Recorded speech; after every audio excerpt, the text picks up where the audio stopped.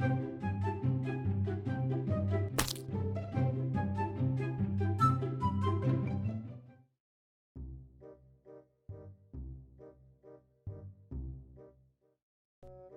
story is about when I met Sir Sam. Now let's introduce the characters. Player number 1 is me, Lady Saber. I'm 16 at the time. I'm Finnish. I grew up in Belgium. I'm here in America on a 2-year exchange program. At this time, I'm still pretty new to the country, so I'm going through a culture shock. I'm heavy into fencing. It's been my sport for something like 10 years. For Neckbeards, it seems to make the katana-wielding milady as part of their dreams. Player number 2 is Smooth Cheek Neckbeard.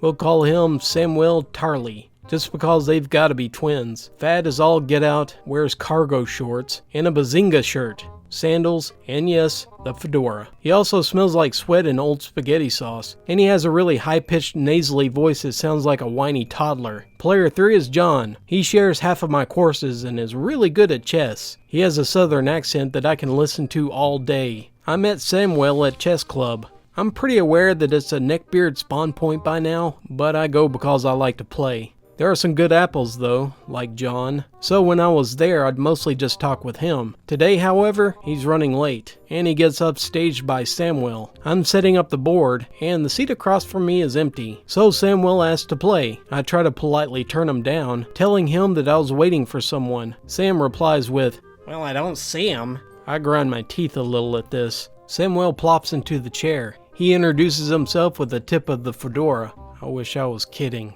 I was not aware of the Neckbeard stereotype at this point, otherwise I probably would have lost it right there. I play with Samuel though, rather than excuse myself. It quickly becomes clear that he's not familiar with the most special rules of chess. He accuses me of cheating on more than one occasion. First when I make an en passant capture, then when I castle queenside. He also tries to castle out of check. It's profoundly annoying. Not because of what he's doing, I'm perfectly willing to teach new players the rules, but because he's certain that he's right about it. He reminds me a lot of Michael Scott from The Office, just generally throwing fits and whining like a child when he's wrong, except more annoying and cringy. Samuel is trying to make conversation with me, I'm not really sure what about, because I cannot stand to listen to his voice. He's swearing like a sailor, I guess to try to sound edgy. With his voice, he just sounds like another kid on Xbox Live. I'm not able to tune out the food, however. In the middle of our game, he breaks out this all-you-can-eat buffet of pasta, ravioli, and God knows what else, all packaged in a Tupperware container. Thanks, Mom. My food etiquette, it is probably a little uptight compared to most Americans, but this was just obscene. He's shoveling it in mid-sentence, chewing and smacking, with his mouth wide open, spilling stuff all over himself.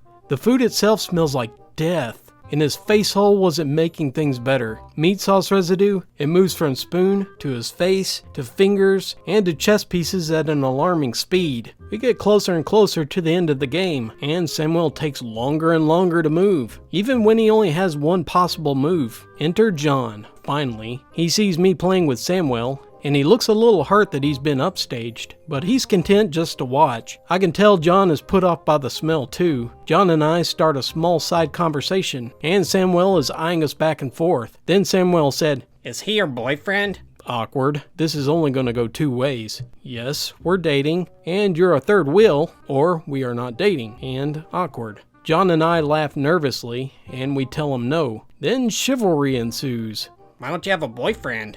"Well, I haven't been here very long." "Oh, okay. Well, when you do, make sure to watch out for all the a-holes and d-bags at school. They don't know how to really treat a lady." For the record, I was already well acquainted with the nice guy mentality. Call it morbid curiosity, but I decided to press the topic with Samuel. "What do you mean?" "Well, lots of guys, unlike myself, just like to treat women like objects. Most women have never been treated like a woman by a good guy." I am not exaggerating this quote by an inch. It's forever etched in my memory, like spaghetti stains on white pants. John is standing to the side and slightly behind Samuel. He's cocking his head a bit, and he's giving me, "Is this guy for real?" eyes. I can see the train coming down the tracks, so I try to change the subject, but my good gentle sir cannot neglect to impose upon my lady with his philosophies. "Most girls don't realize how beautiful they really are, especially without makeup, so they degrade themselves to get attention of guys who don't deserve them anyway. Like, I bet you don't wear so much makeup. You could get a boyfriend like that. 3 tries later, he snaps his fingers. I went from cringe to rage pretty quickly, and I ended up making a stupid mistake, and the game ended in a stalemate, which he treated like a world champion victory. There's not quite enough time left in lunch to play another game with John, but too much time to leave early. I politely decline a handshake with Samuel and I stand up to talk to John. Samuel, sensing that he needed to be in our conversation, hauls himself from his seat. There's really only a narrow lane between the chess table and the computers. 2 people can stand face to face, but 3 people of normal girth would have trouble. Talk about an elephant in the room. Samuel sidles up next to me, mouth breathing and sweating, injecting himself into our conversation like a bad batch of heroin. I don't quite remember how, but fencing comes up. Samuel's eyes go big. Wow, you fence? Like with swords? That's so cool. Where do you go to fence at? I get this question a lot more than you think. Most people don't really know much about the sport in the US, so this is a pretty harmless way to stimulate conversation about it. I don't think much of it, and eventually gave him the contact information for the gym I go to. I doubted that he'd ever get past Googling it, and at most, maybe give it to somebody else. My coaches here are really fantastic people, so I try to promote them as much as possible. Holy ravioli, I was in for a shock. Fencing practice is coming up next.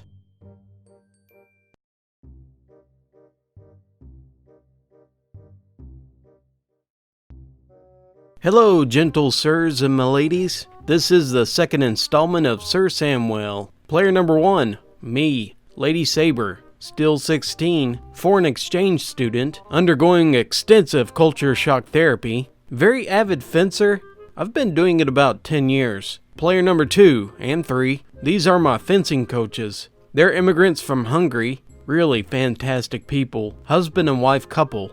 Mr. Coach, he's a big guy with a thunderstorm of a voice. Mrs. Coach, she's petite, still yells louder than Mr. Coach. She's spooky quick, and always gives one-on-one instruction with people, even in group lessons. They're minor characters, but they rock.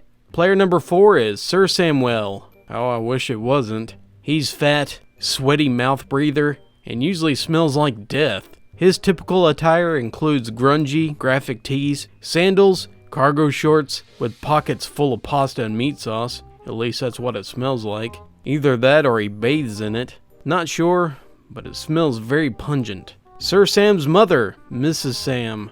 She's a minor character, but she shows up more often down the line, so I'll detail her. She's got curly hair, a feminine build, wears mom jeans, very warm and friendly. I guess this is a stereotypical suburban mom. This story occurs about a week after my last encounter with Sir Sam. To recap, the last time I gave him the contact information to the fencing class, I might as well gave Sour on the ring too. I want to give a bit of context first. When I'm practicing, I make zero attempt at my appearance. Makeup of any kind, mixed with sweat, it turns into an acne soup on my face, so I'll go without it. My hair is done up in a bun, and my boobs are squished into my sports bra. Seriously, you guys, this is very un-milady-like. Practice starts around 5 p.m. and it ends around 7:30 p.m. I'm there early to use the gym or go running before class, usually for 45 minutes. Today I run, making 2 circuits around the cross-country track, and make it back to the building maybe 10 minutes before class. There he is, Sir Sam, lumbering from the back seat of his minivan, and my heart lurches. He's actually wearing sneakers in lieu of the typical sandals, but without cargo shorts, a Call of Duty shirt, and fingerless gloves. I think that neckbeards always wear a minimum of neckbeard gear. Oh, and that fedora? Yes. He has a different one. It was some kind of awful reddish color. I had my suspicions that it started out as white. He might have used it as a ravioli receptacle. I'm not sure. As I make my approach back to the building, he gives me a full arm wave. He says something as I run by, but I keep going, through the double doors and to the gym area. I went to walk a lap as to cool down and to take a drink of water. I'm running a solid high of endorphins. I'm finishing my lap when Sir Sam makes a grand entrance. He tries to pull the door, then he pushes it open by thrusting his shoulder against it. He stumbles inside, panting from Lord knows what. Sir Sam is miffed. What the hell was that for? What do you mean? You just ran freaking past me. You didn't even wave back. Why the heck would you invite me here if you don't even want to talk to me? Sorry, Sam. I was just in my groove. He stays mad, and he fee-fi-fo-fums over to the water fountain. The tall one doesn't work, and the short one doesn't put out a stream, and you can only get a drink by sucking at the spout. He gives up on that one and turns to me, asking if I have any water. I still don't know what for. I contemplate letting him touch his face hole to my water bottle, likely backwash into it. I'm feeling a little intimidated by him though, so I offer him the one I drink from. It's almost empty anyway, and I think that a bottle of bleach is enough to clean it. No way, you've already drank from that one. I know, gross, right? Before this escalates, Mr. and Mrs. Coach come out of the office area to see who's making a fuss. Mrs. Coach introduces herself to Sir Sam and his mother, who has parked and came inside. A few other people are trickling in. We have a half a dozen regulars in advanced class, and about 10 or so who are beginners. Mrs. Coach takes Sir Sam to the back equipment room to get him a set of gear. Mrs. Sam turns to me. Are you Lady Saber? Yeah. Do you know my name? Sir Sam told me all about you. Fantastic. Oh, okay. He says that you two have gotten to be really good friends at school. I bet he did. I'm about to explain that we played one strained game of chess before Mr. Coates calls me over for warm-ups. We line up side by side for stretching. Guess who's on my right? Both classes are taught in the same room, so I resign myself to having him over near me for the rest of the evening. Stretches become a horror show. Everyone has a varying flexibility. The idea is really to untie all of your muscles and ligaments so that you can practice. For Sir Sam, it's a competition. He nearly gave himself an aneurysm reaching for his knees. Practicing lunges was even worse. I have a very long lunge. My hips drop nearly down to the floor, and my legs are fully extended. It's weird, and it has its drawbacks. But it's just my thing. Sir Sam tries this once, and he falls over. I'm pretty sure that it measured on the Richter scale. Oh, did I mention that he's still wearing the fedora? He's still wearing the fedora. Eventually, it gets too cringy even for Mr. Coach, who tells him to set it aside. This continues for a whole freaking hour. Sir Sam has pretty much given up on trying to talk to me. He's huffing and puffing, red-faced and soaking himself in sweat. I feel a little bit sorry for him, putting in all that effort not to get the lady. Footwork practice was also hard to watch. If you want to get a picture of what Sir Sam looked like, just imagine King Arthur from Monty Python doing his gallop. Got that? Okay, now imagine that King Arthur is a hippopotamus, about 3 French fries and a Diet Coke away from a heart attack. That's what it looked like. Relish that for a moment. After warm-ups, we're supposed to do drills. These are designed to improve our technique. Before though, we change into our fencing uniforms with all of the protective gear. Usually, we all change in the gym, being that no one is actually getting naked. I, however, am in no mood to have Sir Sam see me in any form of undress, so I gather up my wad of clothing and hit the lockers.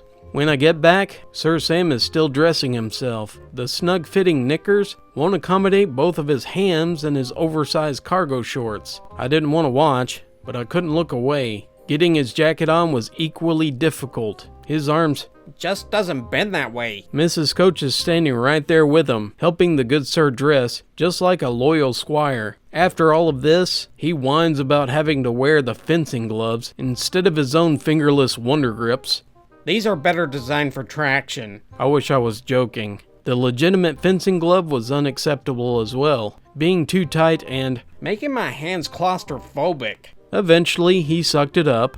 We pair off for drilling. Sounds twisted. I'm sorry. These tend to be specific to the weapon we're using. I'm making it worse, aren't I? So, foil fencers work with foil fencers. Epi works with epi. You get the idea. The saber group is an odd number, so the 3 of us decide to rotate so that we each take a turn. Sir Sam is quite distant, being in the beginner's foil group. It's almost like I finally got my sport back to myself. Yeah, as if. The foil group is also an odd number, so Sam slinks away from them and approaches me.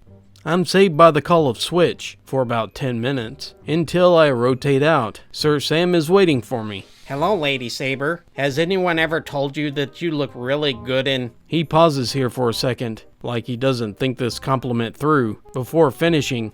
that jacket? At first, I took it as a genuine compliment until he raises his weapon. My mask isn't down, so this totally freaks me out. I think I might have yelled, and he makes a jab at my chest. It didn't connect. I brought my blade up, caught the weapon on the outside, and rotated my blade in a circle. He lets go, and his foil goes skittering across the floor and right into the wall. Why'd you do that for? Sam yells, squeaks. He goes quickly from scared to angry. Mr. Coach comes over asking what happened. Lady Saber just knocked the sword out of my hand for no freaking reason. Mr. Coach turns to me. I'm sorry. He made an extension at me, and my mask was up. I just reacted. Mr. Coach gives Sam a glare. I didn't mean to. I was just playing.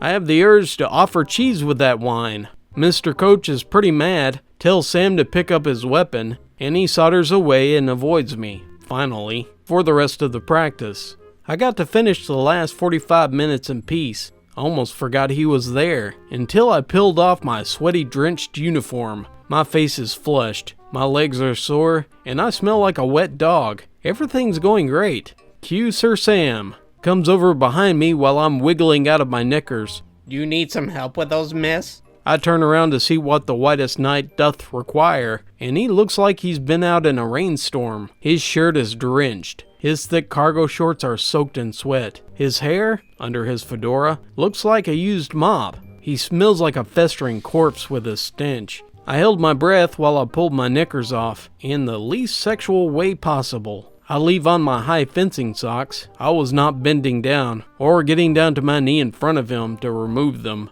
Spaghetti breath is still panting. I pack my stuff into my bag and I stand up to go, praying that my ride will be outside. Sir Sam stands in front of me and says, I'll take that for you. Indicating my wheeled carry bag.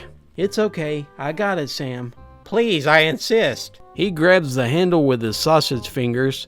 I let him take the handle, just wanting to be out of there. We're both waiting for the other to go. I walk with him trailing behind me, and I make a quick glance in the mirror. Sure enough, this Corpsosaurus Rex is staring straight at my butt without a care in the world. Also, my top is halfway translucent from sweat. Awesome. My ride isn't outside yet. Even though I'm 16, I can't get my license and drive in America for liability reasons, so I have to wait for my host family to pick me up. Sir Sam's mother is here though, but he doesn't leave. I tell him thanks for carrying my stuff, and he offers to wait with me. I want to make sure that you get home safe.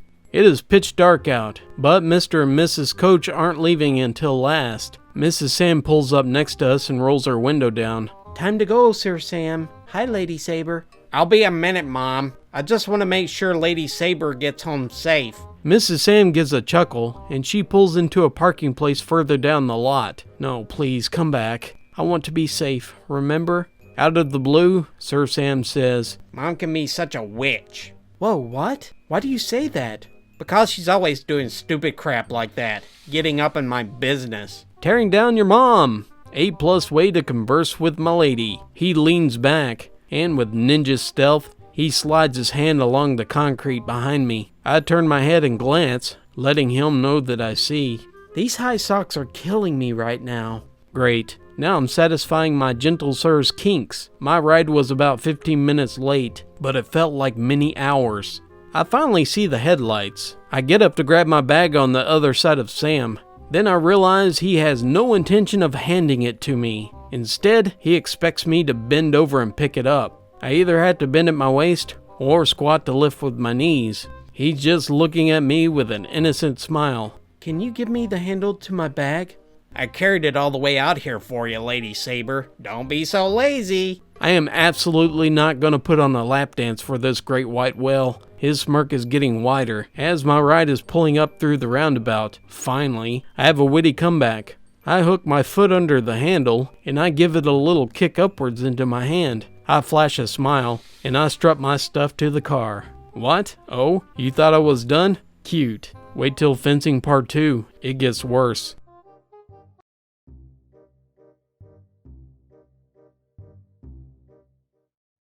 Player number 1, Lady Saber. I was 16 at the time, foreign exchange student here for a 2-year program, undergoing cultural shock and suffering chronic cringe pain from the daily interaction with Sam. Player 2 is Sam Spaghetti Breath. the ravioli and the fettuccine, lord of the sandal socks, protector of the ladies, complete lard, wears cargo shorts, Minecraft hoodie, New Balance sneakers, and an Argyle fedora. He reeks like the garbage disposal at an Italian restaurant. Now here's a supporting character. 3. John. Previously identified as a cute boy, slightly taller than Sam, and he and I share a lot of common interest, or at least interested in each other's interest. We're not dating yet, but is heading in that direction. He and his family are from Louisiana, and he speaks passable French, with a funny accent, which I make fun of often. AskFred.net is an online registration system used to sign up for fencing tournaments. It's a great tool to see who's going to the tournament and how many fencers will attend. This story takes place the Sunday after Sam's first fencing class at a local tournament. It's a rather large event with a great mix of fencers. Many coaches regularly send email updates to our group with the upcoming tournaments, and Sam was on this list. After a few days of school and a minor cringy run-in with Sam, I'm looking forward to a Sunday of competing for the first time in a long time. It's the first time in America. The Saber event is this afternoon, Foil is in the morning, and Epi is in between. I registered on Ask Fred a few days prior. John has expressed his interest in my fencing, so he tagged along to watch this tournament. It's about an hour drive, so we sit in the back seat and we talk crap about our classes. Both he and my host mother don't know much about fencing tournaments, so I'm sharing my knowledge on the subject. Regarding my appearance, I'm almost a polar opposite of how I present myself in practice. I do my hair and loose pigtails, apply eyeliner and blush, generally get dolled up. The makeup I use deals really well with sweat, but it's expensive, so only wear it to tournaments. The purpose here is to look innocent and harmless. It throws off the competition, and I look great in the medal photos. We arrive right on time, as Epi is finishing up and awarding medals. The last competitors are stumbling out, sweaty and gross, grinning like idiots on their victory rush. This tournament is being held in a dusty downstairs dojo. Pretty upscale as far as tournaments go. It smells like fermenting sweat, and vaguely like marinara sauce. I sign in at the registration desk before descending. There he is. Chivalrous Sam is perching atop the bleachers, staring into my soul right across the room. His fedora is covering his massive dried sweat and grease that might have once been hair. Sam hails me with a full arm wave and a tip of the fedora, like he can't quite decide which one will win milady's heart. He gets to his feet and jog gallops down the bleachers, meeting me halfway. John, who had been walking behind me, draws up to my left. Hi, Lady Saber. You look ravishing today. I'm about to say thanks and move on, but John cuts in. Yeah, she does. In a warm tone of voice, he lays a hand on my elbow. It turns into a Mexican standoff, while these two rooster people suck in their breath and puff their chest out. I shoulder my way past Sam with John beside me. I set my stuff down against the wall, and I warm up with stretches. John sits on the bleachers next to me, and we talk about Sam. I'm not sure if Sam is here to fence, or if he's just staying there another 3 hours to watch me fence. I think he just saw me sign up and he just dropped in. Both prospects are equally discomforting. Sam is still standing in the middle of the room, trying to contain his anger because his chivalry was slighted by some D-bag. His nightly intuition must have indicated that I needed saving from this unchivalrous John, because that's when he joins in our conversation. Are you here to fence today? No, I came for aromatherapy. Oh, hi, Sam. Yeah, I'm going to do Saber in a bit. Cool beans. You look good today. Are you wearing makeup? Here we go. Yeah. Indeed. That's a pity. You shouldn't need to. I think natural beauty is the best way to go. I smile awkwardly and nod, trying to work my way out of my own head. That way I can perform today. Sam opens his mouth to say something when John cuts him short. Sam, Lady Saber is trying to warm up. John, Lady Saber and I are trying to conversate. Can you please not butt into our conversations? Please? John shakes his head and looks away. I finish my stretch routine, still a long way from my groove, and I dress into my uniform, while Sam sizes me up. He's making my skin crawl. In most fencing tournaments, there are 2 rounds of competition. The first, called pools. You fence everyone in your pool to get a feeling of how everyone is fencing that day. All the bouts are about 5 points. The pools are distributed so that the players, with the lettered rank, are evenly split among the lower ranked and unmarked fencers. After pools, everyone is seeded into a bracket for direct elimination. These bouts are about 15 points. The losers are knocked out, and the winners advance. Since I never played in the tournament before, I had a low ranking. My first opponent I take out without him even landing a hit. Sir Sam is up in the bleachers, and he's cheering me louder than he realizes. It's more obnoxious than enthusiastic, and really cringe-worthy, cause he's pretty much the only person cheering.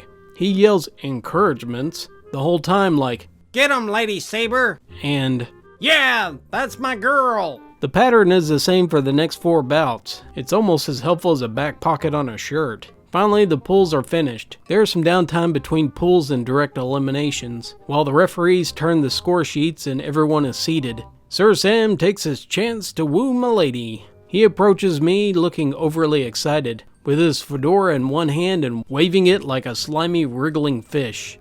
"You fence really well, Lady Saber." Thanks, Sam. You know, I noticed that John wasn't cheering for you at all. You probably didn't see, but I was the whole time. That's because I told him not to, because it's annoying, especially when you're competing.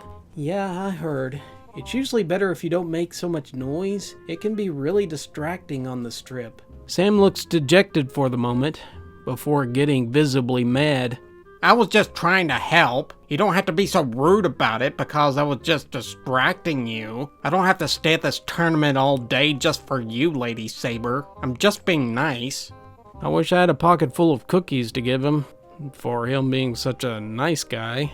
After enduring this tirade of supreme kindness, it's time for direct eliminations. I'm seated well, so my first few matches are easy. Sir Sam, of course, takes his seat behind me, and he moves seats between bouts, after crossing the room to be constantly sitting behind me, and he cheers with all the gusto of a squealing piglet. I never quite find a rhythm, and I lose the final bout, taking a silver medal and earning a rank of E. Sir Sam is totally thrilled.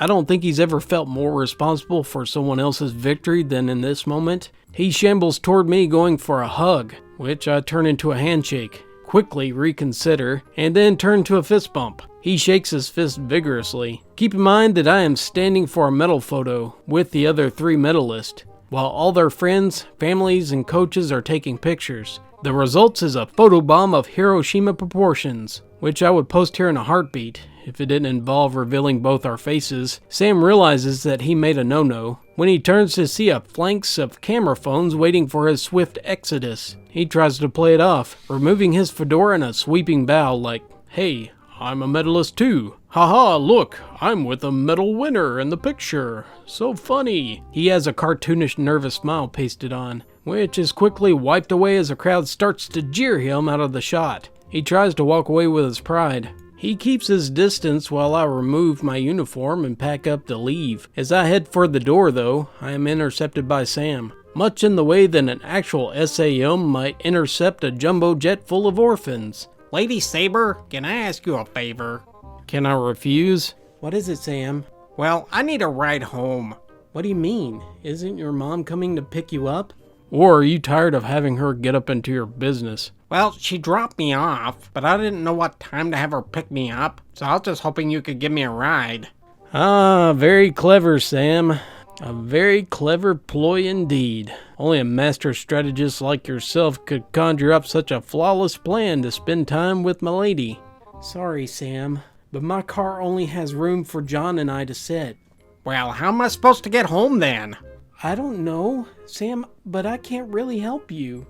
Okay, fine. Guess I'm not deserving of a simple ride home.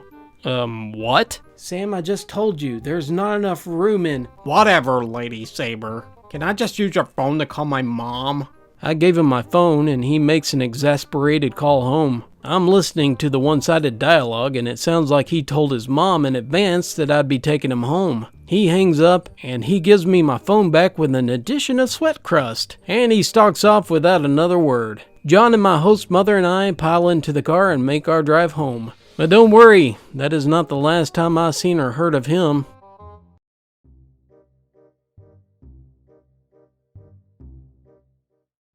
Well, on to another adventure with Sir Sam the Chivalrous. Let's introduce the characters. Player 1, me, Lady Saber, 16, foreign exchange student, going through some stress about midterm exams before Christmas break. Also, I'm a very light sleeper. Player number 2, Sir Sam the Chivalrous. All around Beatus beard. Smells like putrid pasta sauce, because he probably bathes in it. While I have no in-person contact with Sir Sam in this story, I imagine that he wears all of his fedoras at once, while using his phone to boost his chivalry level. This story spans most of the exam week, beginning the night of Sam's first fencing tournament, and ending the following Thursday. It's Saturday night. I've gotten home from my tournament, showered, had dinner, and gotten into bed.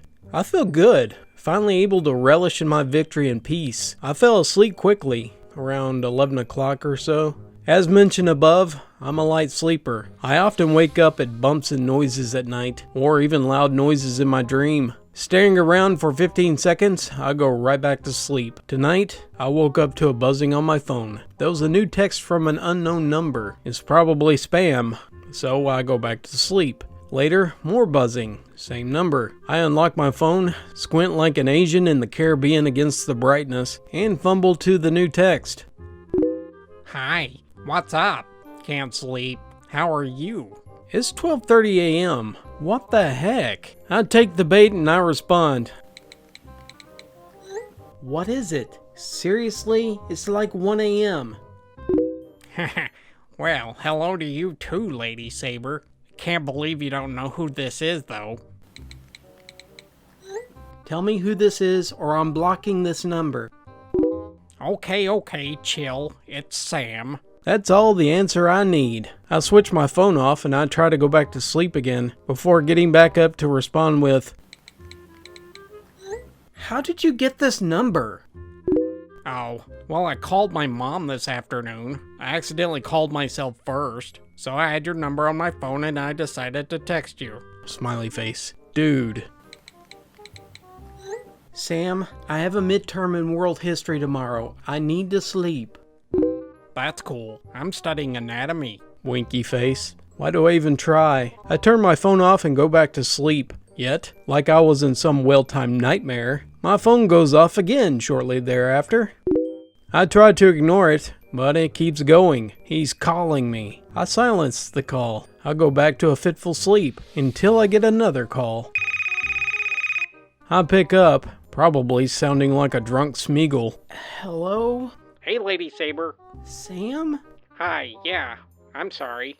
I can't sleep. Hey, what a coincidence. Me neither. We must be soulmates or something. Sam, I have a test tomorrow. What do you want? Nothing. Just thought you'd like someone to talk to. Did you get home safe this afternoon? I know someone who won't be very safe going home. Yeah, fine. Sam, I need sleep. I end the call and look at the clock. It's 4:30. Have to be up in like an hour. I don't dare to switch my phone to Do Not Disturb mode, or else I'll miss the wake-up alarm. The texts come trickling in. I feel like crying or screaming, or just laughing hysterically. I can't go back to sleep. So I stare at the ceiling for an hour, while my phone buzzes like it's on a cocaine high. I eventually drag myself out of bed, and I try in vain to cover the bags under my eyes. I do mediocre on my test, coming very close to dropping a letter grade in class. The next night, the same thing. I have a dozen new texts coming in every few hours. Some are short messages, and some are the beginning of an academic paper. I get a lot of picture messages, random funny memes, and rage comics, as well as pictures of the final score of his Call of Duty matches. They seem to pick up at night too, like he draws energy from gallons of Monster, and streaming gigabytes of Sasha Grey and Asa Akira. I am not sleeping a wink. My eating is off. I have manic burst of energy followed by hours of uselessness. On Tuesday night, I turned my phone all the way off. I slept through what would have been my alarm. My host family tries to get me out of bed. They don't know about this whole event, so I break down and spill the Cheetos. I end up sleeping a full 12 hours that day, and then another 4-hour nap that afternoon. My host mother buys me an alarm clock so that I can leave my phone off the next night. Because I missed an exam, I have to go in on Friday to do a makeup, pushing the family's vacation back one day. I'm really mad. This continues for 4 days. I think this is because he's never actually had a real milady to text, so he's gonna take this opportunity and run with it, like a Tumblr user with a new gender identity. Suddenly, those years of beard, straight white boy, and beatus all come pouring out in a slurry of carbonated cheesy meat sauce. It is a horrifyingly beautiful slow motion train wreck, which is why it takes me so long to tear myself away. I finally blocked Sam's number Wednesday afternoon. He figures this out, however, and he starts texting me from a different number. At first, he's apologetic, probably because he realized he overdid things a wee bit and is trying to backpedal. Knighthood prevails soon enough, and he starts to ask me about John. You guys spend a lot of time together. Yeah, we're pretty good friends. Oh, just friends. Yes, Sam. So I see I'm not the only one that fell victim to the friend zone then. I have no idea how to respond to this, so I just wait. It doesn't take long.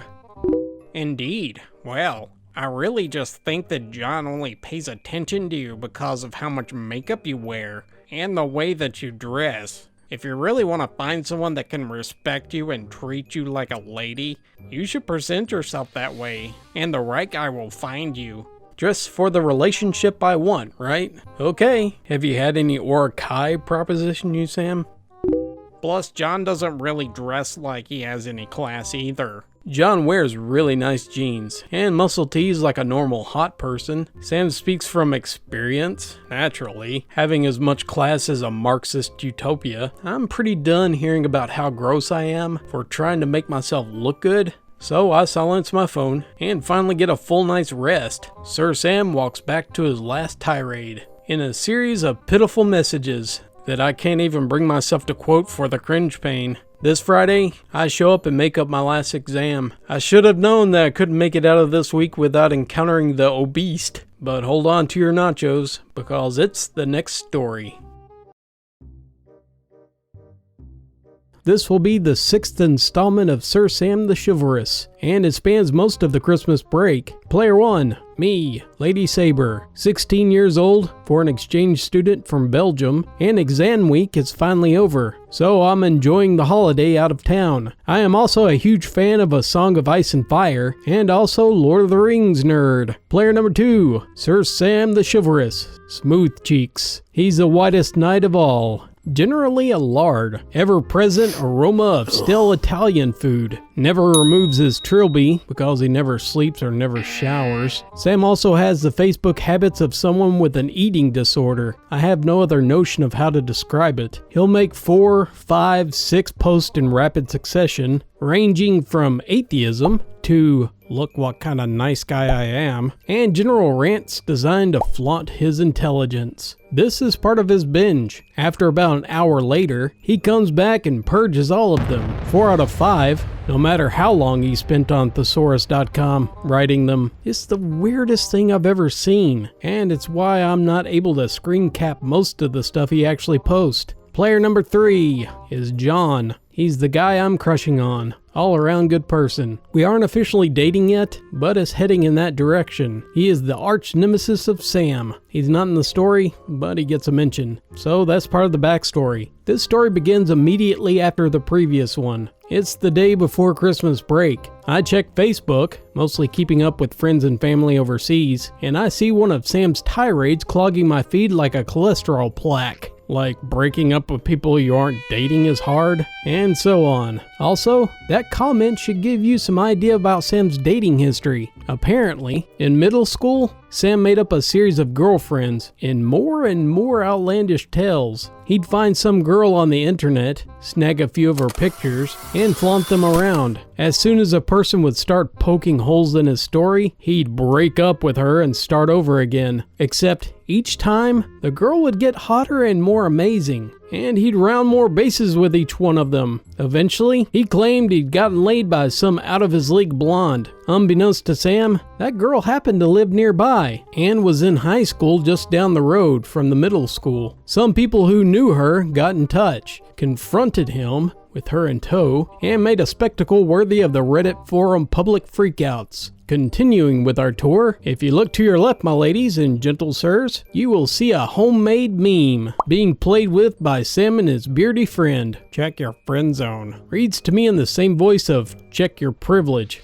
All the posts from the same day. 3 are the only survivor of 18 or so. You thought I was kidding. The next 2 days, radio silence. Then, in the afternoon, a text message. It's a screenshot of What Makes You Beautiful by One Direction. Not to be weird, this is just a song I like. Smiley face. I look it up, and I give it a listen. It's poppy and repetitive, so I turned it off after 30 seconds. A few hours later, he follows up with, What do you think?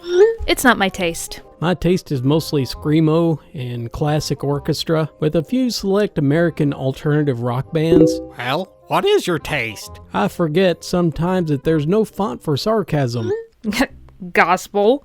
No response, other than a string of Facebook posts, which only 2 survive. If you go to church, you're literally Satan. If you don't, you're a neckbeard smosh. Which I have included screenshots. I debate telling him if it was a joke or not, but I dread the outcome of that conversation, and I don't have any idea how it would go. For the rest of the break, silence. I have a blast with my host family. I get more Christmas loot than I know what to do with, and I genuinely enjoy my break from school and Sir Sam. It's after New Year's Day when Sam gathers up enough alpha male energy to message me again. I kept up a strained conversation with him for about a half an hour while he talks about Call of Duty and stuff he got for Christmas. There are many times where I don't know how to respond, but he happily fills in the space and keeps on going. Eventually he asks, What's wrong? Nothing really. You're not saying much. Yeah, just not in the mood to talk right now. Oh? What did I do? Sam, that's a pretty long list. I know. Sorry. I just haven't really had a girlfriend that I can talk to very much before. So I'm still trying to figure stuff out. I'm not your girlfriend, Sam. I know. I mean a friend that's a girl. Okay, there's a space between friend and girl, so I give him the benefit of the doubt. Before I can further clarify the status of our relationship, he's off in another direction. So, do you speak French? Yes. That's cool. Me too. Okay, that came out of nowhere, like a clown in a crappy funhouse. I'm a bit skeptical, so I push it gently with him. The following messages are in French, and I've translated. You speak French? Yes? I didn't know that. Why didn't you tell me? I don't know. Okay, what are you doing now? I'm hungry. Shocker of a lifetime. I'm being eaten. What? You're being eaten? Yes, I'm being eaten for lunch. I give up here, because it's pretty clear he's using some translating software online. Rest in peace, my mother tongue. When you translate literally from English to French, in this case, Sam translated I am eating directly, and the result of that will be I am being eaten. At the very least, we can rest assured that this is the most effective weight loss plan ever. Later that day, he follows with, LOL. I don't really speak French. I'm just messing with you. I didn't give a reply. None of this, however, was the crown jewel. Emboldened by what can only be a vat of homemade ravioli, thanks Mom, Sam takes aim. Hey, a bunch of friends and I are going to see The Hobbit on Saturday after break. Do you want to tag along? John has beat him to the punch, actually, but I'm not keen to give him that detail. No thanks, Sam. Aw, why not? I don't give a reply. Soon enough, though, he follows up with, I bet you're going with John, huh? Am I really that transparent? There's no point in lying to him. Yes, I am. Okay, I get it. I don't think you'll ever be able to be convinced that he's bad news. But I promise, someday you'll see what I mean. This isn't exactly a tough bet. Either we break up, or we never become an official couple. At this point, he would win. Otherwise, we get married and live happily ever after. which I can only hope this is the realistic option. Another cheesy, meaty gorge of academic papers ensue on Facebook, followed by a book-burning level of purge. And this gem is the only survivor. If you make it out of this alphabet soup with all of your brain cells, I commend you. At the time, I really didn't understand why he all have the same pattern of thesaurussing every fifth word in their online post. Correct me if I'm wrong, but I have an inkling. Most neckbeards fancy themselves as being on a higher intellectual plane than everyone else. Yes, most of them have slightly above average intelligence, but nowhere near the genius scale. Despite this, they built an image in their heads of being the brainiest guy in their zip code, so they talk the way they believe an actual smart person would talk. But in actuality, they accomplish far less than everybody else.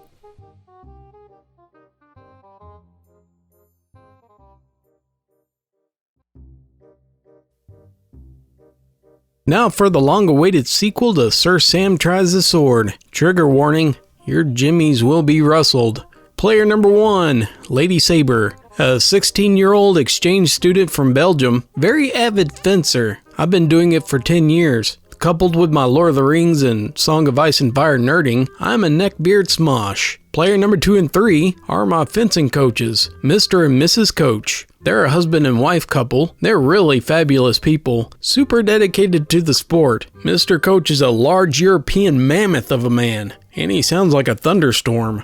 He looks really intimidating, but in actuality, he's a teddy bear in disguise. Mrs. Coach, she's almost as small as I am, but she can still roar like a lion. She tolerates no BS, and is intent on making everyone perform better. Player number 4, Smooth Cheek Sir Sam, the chaste and chivalrous. He's the whitest knight of all, fat, sweaty, and with a high-pitched voice. He has the personality of a nervous Pomeranian, except with more nervous quivering and nervous hate. He wears New Balance sneakers, plus 10 to speed and 5 health, cargo pants, plus 20 to carry. Oh, sorry, babe. Make me a sandwich. T-shirt, and a navy blue trilby with a feather in the band, combined for a plus 35 negging. He also smells like he bathed in Axe chocolate spray cologne, but still unable to mask the scent of rancid meat sauce. A small note about the setting. The short wall on the end of our gym functions as a rack for practice weapons. It's somewhat for show, but the weapons are fully functional, so the people who rent gear can use one. If you haven't read the first story about Sir Sam Tries the Sword, go do that. Seriously guys, stuff that I talk about here will make a lot more sense. This story takes place a week after Christmas break, on a Wednesday afternoon. School is back in session, as is fencing practice. I received a very nice fencing glove from my host family, so I'm intent on practicing with it. I have the same setup going with my looks as described in the previous story. No makeup, hair tightly wrapped up out of the way, workout clothes for a minus 10 attractive stat. Funny thing, Sam hasn't once told me. You look naturally beautiful this way. Like he's always relentlessly plugging. I arrive an hour before practice, earlier than usual. Instead of running in the freezing cold rain, I'm in the gym, putting Mrs. Coach to shame on the leg machine. We each take turns,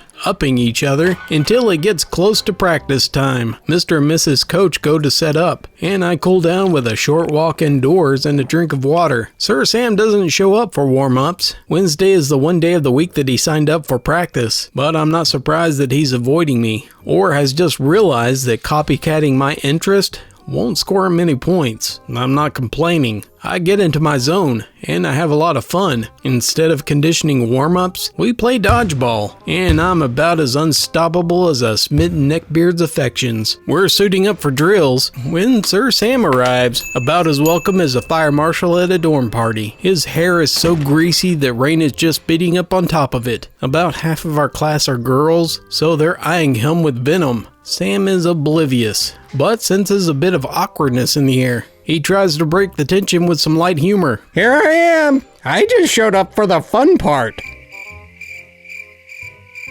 The coaches hate when people do this. It's impossible to actually improve your form when all you want to do is show up for the last 45 minutes of swinging a sword around. They won't get on your case for this, of course, because you've paid for the full lesson. And if you continue to stink and you keep coming back for more, they'll let you. Mrs. Coach doesn't want to get near Sam, so Mr. Coach takes him to get rental gear. Mrs. Coach is explaining the drill to us when they both return. The Saber group is an odd number again, so I sit the first round out, dressed in my uniform with my mask off. Mrs. Coach asks Sam why he skipped out on warm-ups today, and this was Sam's excuse. Well, last time the warm-ups made me really tired, so I couldn't free fence hardly at all. Yes, that's the idea. If you keep doing them, eventually you won't be so tired and...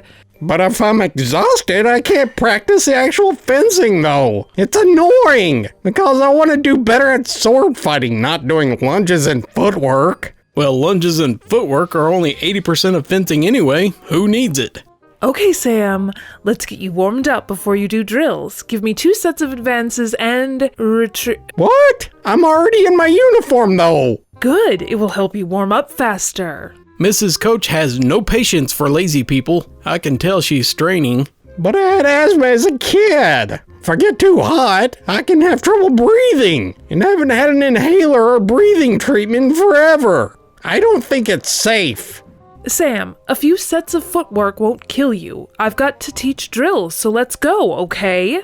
Game on point as usual, Mrs. Coach. Sam is a little miffed at Mrs. Coach that she has no concern for his well-being. I'm the one paying you, so technically, I should be the one in charge. And I came here to fence, not do some stupid drill. Mrs. Coach is 2 inches from snapping, so she gives it up. You're right, Sam. Grab a practice foil and jump in with your group.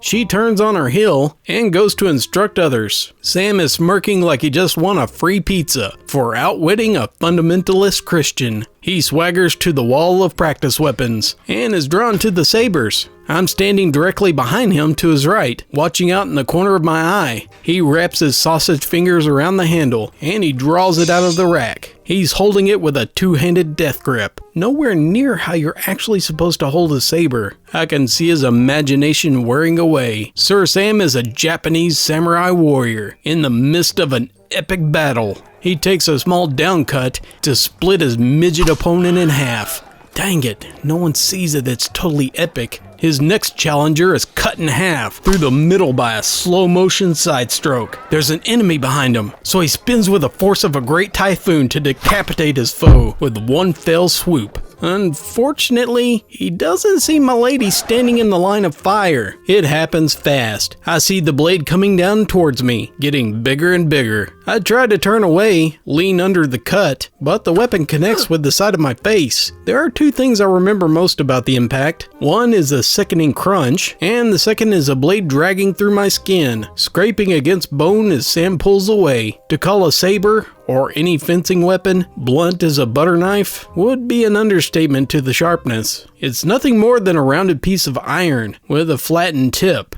However, if you take 2 pieces of iron and bang them together more than 1,000 times, they'll get some ragged edges, not to mention hundreds of tiny magnetized shavings clinging on for dear life. My memory is a little bit fuzzy after the hit. Everything runs together in a slurry of Mountain Dew and meat sauce. I got to ride in an ambulance. That was fun. I remember laughing because a siren sounded weird. It's clear again when I wake up in a hospital bed. There's gauze over both eyes with little pinpricks in the center so I can see out of. The TV is terrible, even if I could see the whole screen. Like some sick joke, My Little Pony is the only show that comes in 100% clear. The rest is crappy reality TV, local news, and soap opera reruns. All told, it's an impressive list of injuries. I took a fracture on the outside of my eye socket, had a 3rd-degree lateral concussion, my brain went ping-pong from side to side. The laceration that was caused by the saber needed stitches. The weapon itself scratched my cornea and left more than a dozen fragments behind my skin, and a few in my eye. Some came out with a magnet, and the others had to be picked out. They put me under for this, as a number of those fragments were trapped under my eyelids. I spent the night in the hospital after getting hit. Once it was clear, I didn't have any permanent brain damage or swelling, so I went home the next morning. I was on some wicked strong painkillers for the next few days. My face from my cheek to my temple swelled up, and it throbbed for the rest of the week. I avoided mirrors for a long time. Sir Sam sent me flowers. I didn't read the card, but I wish I had. I'm sure it would have been great material. Additionally, even though what he did was an accident, Mr. and Mrs. Coach knew that I could have easily sued the pants off of them and disallowed Sam from fencing at their club anymore. Sam, or at least Sam's mom, had to pay to replace my fencing jacket, underarm protector, and lame. About $500 worth of gear. Both the lame and jacket were covered in blood and compromising the electrical components of the lame. EMS cut the underarm protector with shears. The cut scarred. It started out as thick as a thumb, bright pink, and run from the corner of my eye to the middle of my temple. It's receded a lot since then, faded to pale white, but it's not going away any further. I spent a long time being ridiculously self-conscious about it. Now I think it looks pretty awesome, but it took me a while to get there. I know this story was more feels than funny, but squeezing humor into this one felt like I was forcing Cheese Whiz back into the tube. So I cut the awkward cringy stuff out. Now next in the series, Sir Sam tries out feminism, but we'll cover that next time.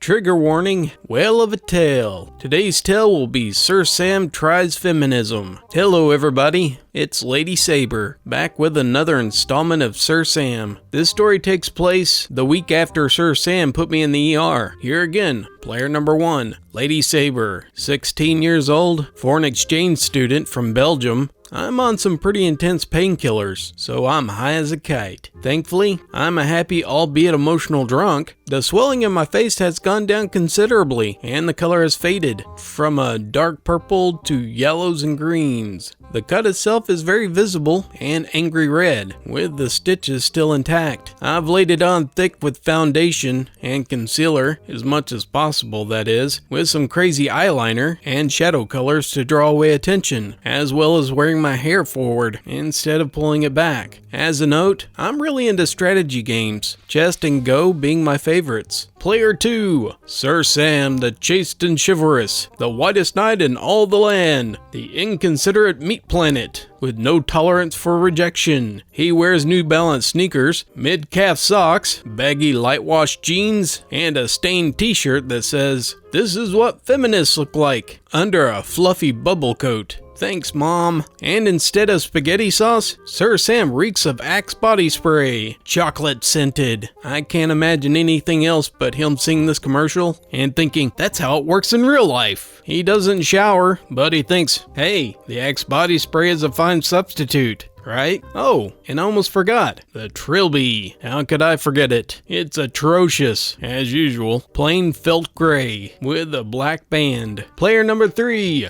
John. He's the guy I'm crushing on. He shares my English class. He's outdoorsy, athletic, and he takes no BS. And is actually above average in intelligence. He's great at coming up with creative insults. He and Sam are arch nemesis. He wears bootylicious jeans, a leather belt with a shiny buckle, a Venture Crew t-shirt, and an American Eagle hoodie. John and I have a way of speaking to each other, which sounds horrifying to anyone else. We call each other nasty names as a form of endearment, like, What's up, bitch?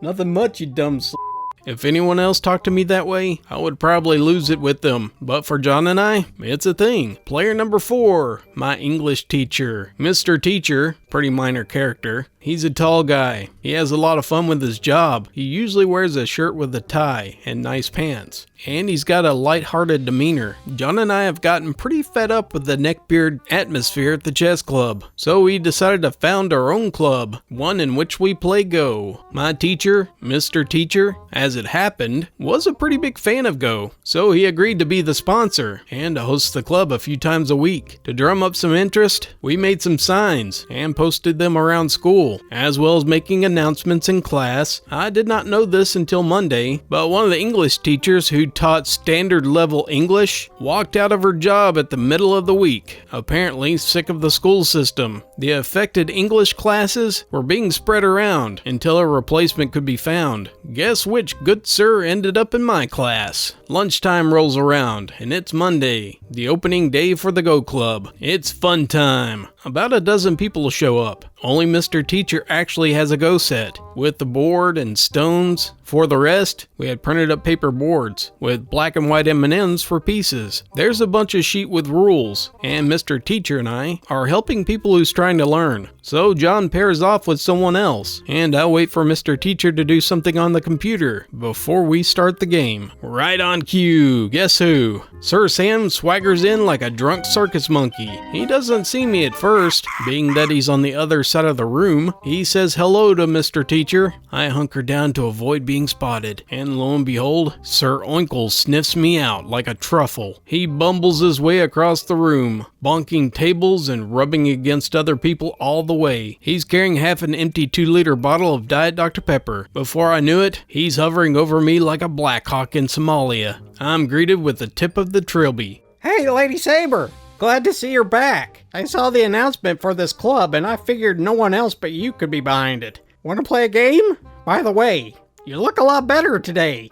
And the backhandedest compliment ever award goes to... Sam plops into the chair in front of me, and it squeaks in agony. I should have left right then. Maybe told Sir Sam I was waiting for someone. I would have, if I hadn't been so dang stoned. My brain wasn't looking for a way out of the situation. It was just saying, "Alright girl, let's put on those seatbelts and do this thing." Thanks, brain. Sam gives me an oblivious smile. He makes a pretty good show of removing his jacket and showcasing his feminist shirt in all of its glory. For Dawkins' sake, it's got a light-colored stain on the hem. He opens up his lunch bag and sets out a buffet. Chicken salad, tuna salad, a thing of chips, and some more ravioli. The eruption of smell is on a nuclear level. People start asking, "What is that?" And Sam proudly obliges his fully loaded spork. He starts shoveling it into his mouth, like it's a freshly dug grave. I'm about to play as black when he sets a piece down as white. Sam,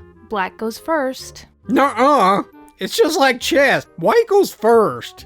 I am not in the mood to argue with someone who is so smart and who clearly knows everything there is to know about the game. So I let him make up his own rules for the game as we go along. He takes a swig from his bottle, and he backwashes half of it, and he rips a belch that would put anyone to shame. It turns most heads in the room, and Sam thinks it's the funniest thing in the world. He giggles like a small child, and he scarfs down a few M&Ms. John sees I'm in trouble, and stands to intervene. If something goes south on the first day, though, I doubt anyone would want to come again. John and Sam make eye contact, and I ward off John with a shake of my head. Sam smirks at John, like he's the one who stared him down, and stares at me with one arm draped over the back of his seat, and a soda in one hand. He thinks he looks cool, but he looks like an alcoholic. You know, John isn't a feminist.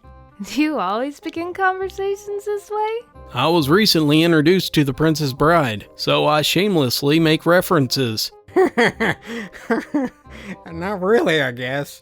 Well, I've been reading a lot about feminism lately, about how women should be empowered to make their own choices about and John isn't really the kind of guy who'd be a feminist. He'll just, like, you know, go up and put his arms around you without your consent. I think it's pretty messed up.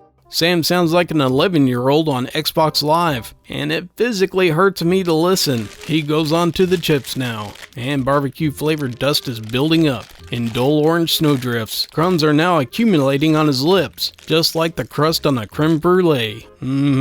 Now, I'm not the kind of person who'd like to be asked, "Is this okay? May I hold your hand?" or anything like that, but I like someone who can read signals of approval or disapproval and handles the situation with confidence. I'm laughing at your joke? Alright, I see you're touching my elbow. I'll touch your elbow too. Yeah, I'm cool with your arm around my waist. Whoa, okay, that hand's going a bit low. Notice how I'm shrugging my hips? Yeah, there you go. Stay right there. This is how people actually communicate, not by narrating every physical action they do, or begging for approval or pardon. His whole image is so comical and ridiculous, I can't help but giggle like an idiot. I didn't want to, but I couldn't help myself. Inconceivable. I reply, in my drug-addled lilting voice, "That's funny too." So I go into another fit of giggles. Sam takes my actions as genuine interest. Not that I can really blame him. He powers through it like a second plate of mashed potatoes, clearly impressed that I can analog with his extraordinary lexicon.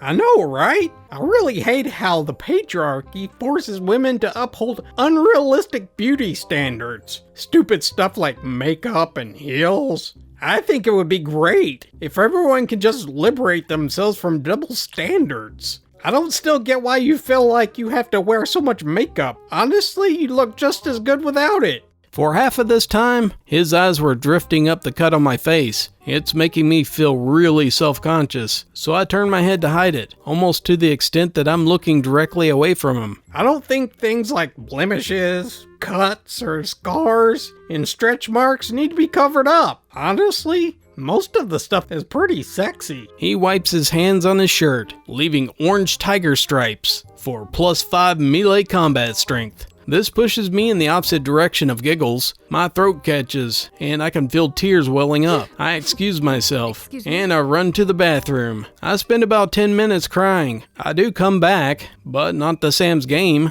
Instead, I slide a chair up next to John, so I can get my much-needed hug. We stay this way the rest of lunch, with Sam eyeing us disdainfully from across the room. When the bell rings, Sam makes his valiant approach, so he can rescue my lady from the patriarchy. Hey, Lady Saber, are you okay? If I hurt your feelings, I didn't... John cuts him off. F*** off, Sam. I wasn't speaking to you, John. I was talking to... Lady Saber doesn't want to talk to you. F*** off. I think the lady can speak for... Last chance, Sam. Sam puts his hands up in mocking defensiveness and backpedals. Okay then, just trying to help. At least I'm not this guy, right? He tips his hat and excuses himself with a, "Good day, my lady." This is not the end. Overnight, I managed to develop a shiner as some of the blood from the side of my face pulls near my eye. Makeup saves the day, but it's not totally hidden. After school, Sam hovers nearby like there's a ribbon cutting at the new Neckbeards, while John and I are talking by the nearby bus loop. John, in his usual fashion, tells me, "Well, you're a fabulous muffin, and my great white whale champion is close enough at hand to defend my lady's honor." What did you just call Lady Saber? John gives him a quizzical look. I turn to Sam. It's fine. He didn't mean it like... Holy sh**, Lady Saber. Is that a black eye? Entirely too loud. People all around are looking at us, like we're from the zoo. Jesus Christ, John. Did you f***ing hit her? No, John replies. My French instincts kicks in as I retreat to his side. Oh, sure. Deny it all you want, but I can see that bruise.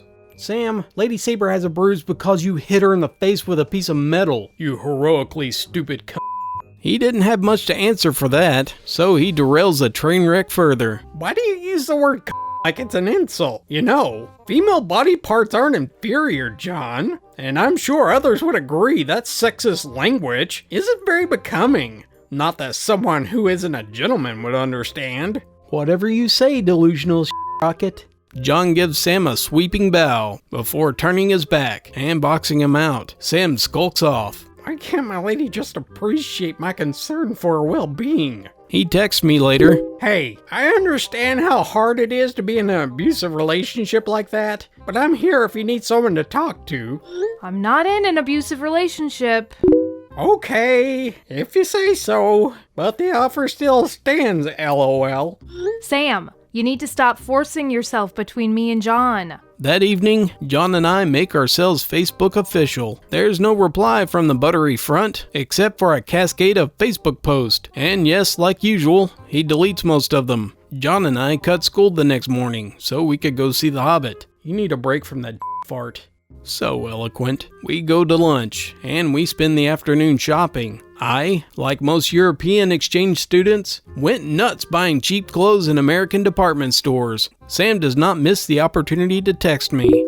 He's clearly a bad influence on your education. Thanks a lot, Dad. Following the day at school, I'm looking ferocious in my leather biker jacket with a white tank underneath, dark wash jeans, and boot heels. In English, we're working in the computer lab, and Sam gets assigned to sit near me. He's still snacking and chugging a huge bottle of Coke. Despite the no eating or drinking rule, the poor sap between us can't stop Sam from crawling over him, leaning over his keyboard, and getting in the way, just to blather on about. It's so great to see that you're destroying the gender binary by wearing androgynous clothing.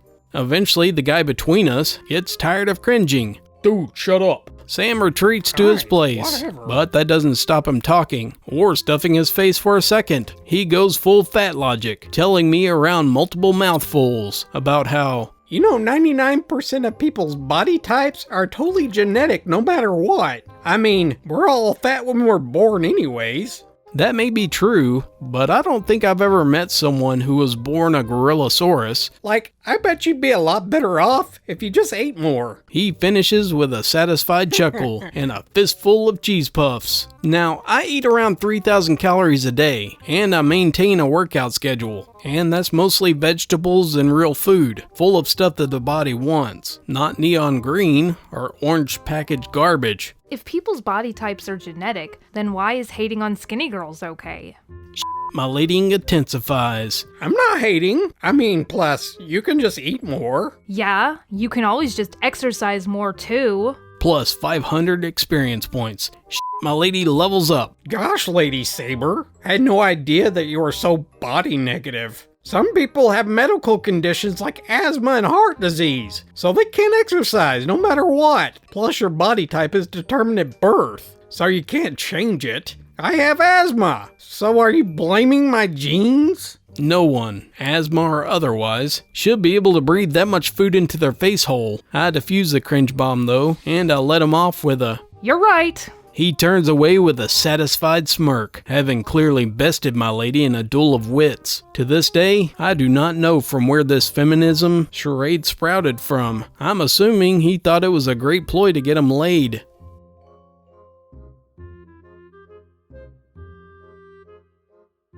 Hi everyone, it's Lady Saber, back with another installment of Sir Sam. This story takes place after the previous, but somewhat in tandem with Sir Sam's feminism streak, so let's introduce the characters. Player 1, Lady Saber, still recovering from my face bashing incident, but doing much better. The coloration has normalized significantly, and I'm slowly coming off of painkillers. The cut itself is closing enough, although it's still very noticeable. Player 2, Sir Sam, smooth cheeks, the chaste and chivalrous knight, enormous butter parade, socially impotent, with a terminal diagnosis of nice guy syndrome, wears New Balance, baggy jeans, wide-brimmed brown fedora, and a corduroy jacket, smells like he bathes and brushes his teeth in spaghetti sauce, thickly veiled with Axe chocolate body spray. He's also a militant atheist, sent to Earth by Dawkins himself, to enlighten the world with his own intelligence. This story takes place at Go Club. There's about 15 people there today, all playing with black and white M&Ms. After helping some of the new members set up, I sit down to eat my lunch, well ensconced in the back corner of the room. Everyone's favorite cringe factory shows up late. The door of the room is locked, so he grabs the handle and throttles it like a newborn child, jerking back and forth, pushing his face against the tiny slit of glass. You'd think a horde of zombies was behind him, like the fast kind too, the ones from World War Z movie. Those suckers are scary. Mr. Teacher is visibly annoyed, and he reluctantly gets up from his desk so as to open the door for Sir Sam. This human hippo saunters in and acknowledges Mr. Teacher with a tip of his hat before scanning the room. He spots me quickly and moves in my direction, much in the way that a derailed freight train might move towards a children's cancer clinic. Tables are bumped. Oh, sorry. Boards and pieces are shifted. My bad. And sides brush like the Titanic brushed the iceberg. Who is the boat, or who is the iceberg? It's somewhat unclear in this situation. At long last, he reaches me. He finds that there's no chair for him to plop into. No problem, an empty chair is located nearby. He drags it across the floor, making the same grinding screech that Satan's pet goose would make. Satisfied, he plops in, and with the tip of his brim, My lady? breaks out lunch. 2 bags, 2 enormous things of fries, a big gulp cup, and he starts unwrapping this feast in front of me, carefully peeling back the grease-infused paper like it's a Christmas morning. I know he's a chowhound, but this is insane. I got you some lunch.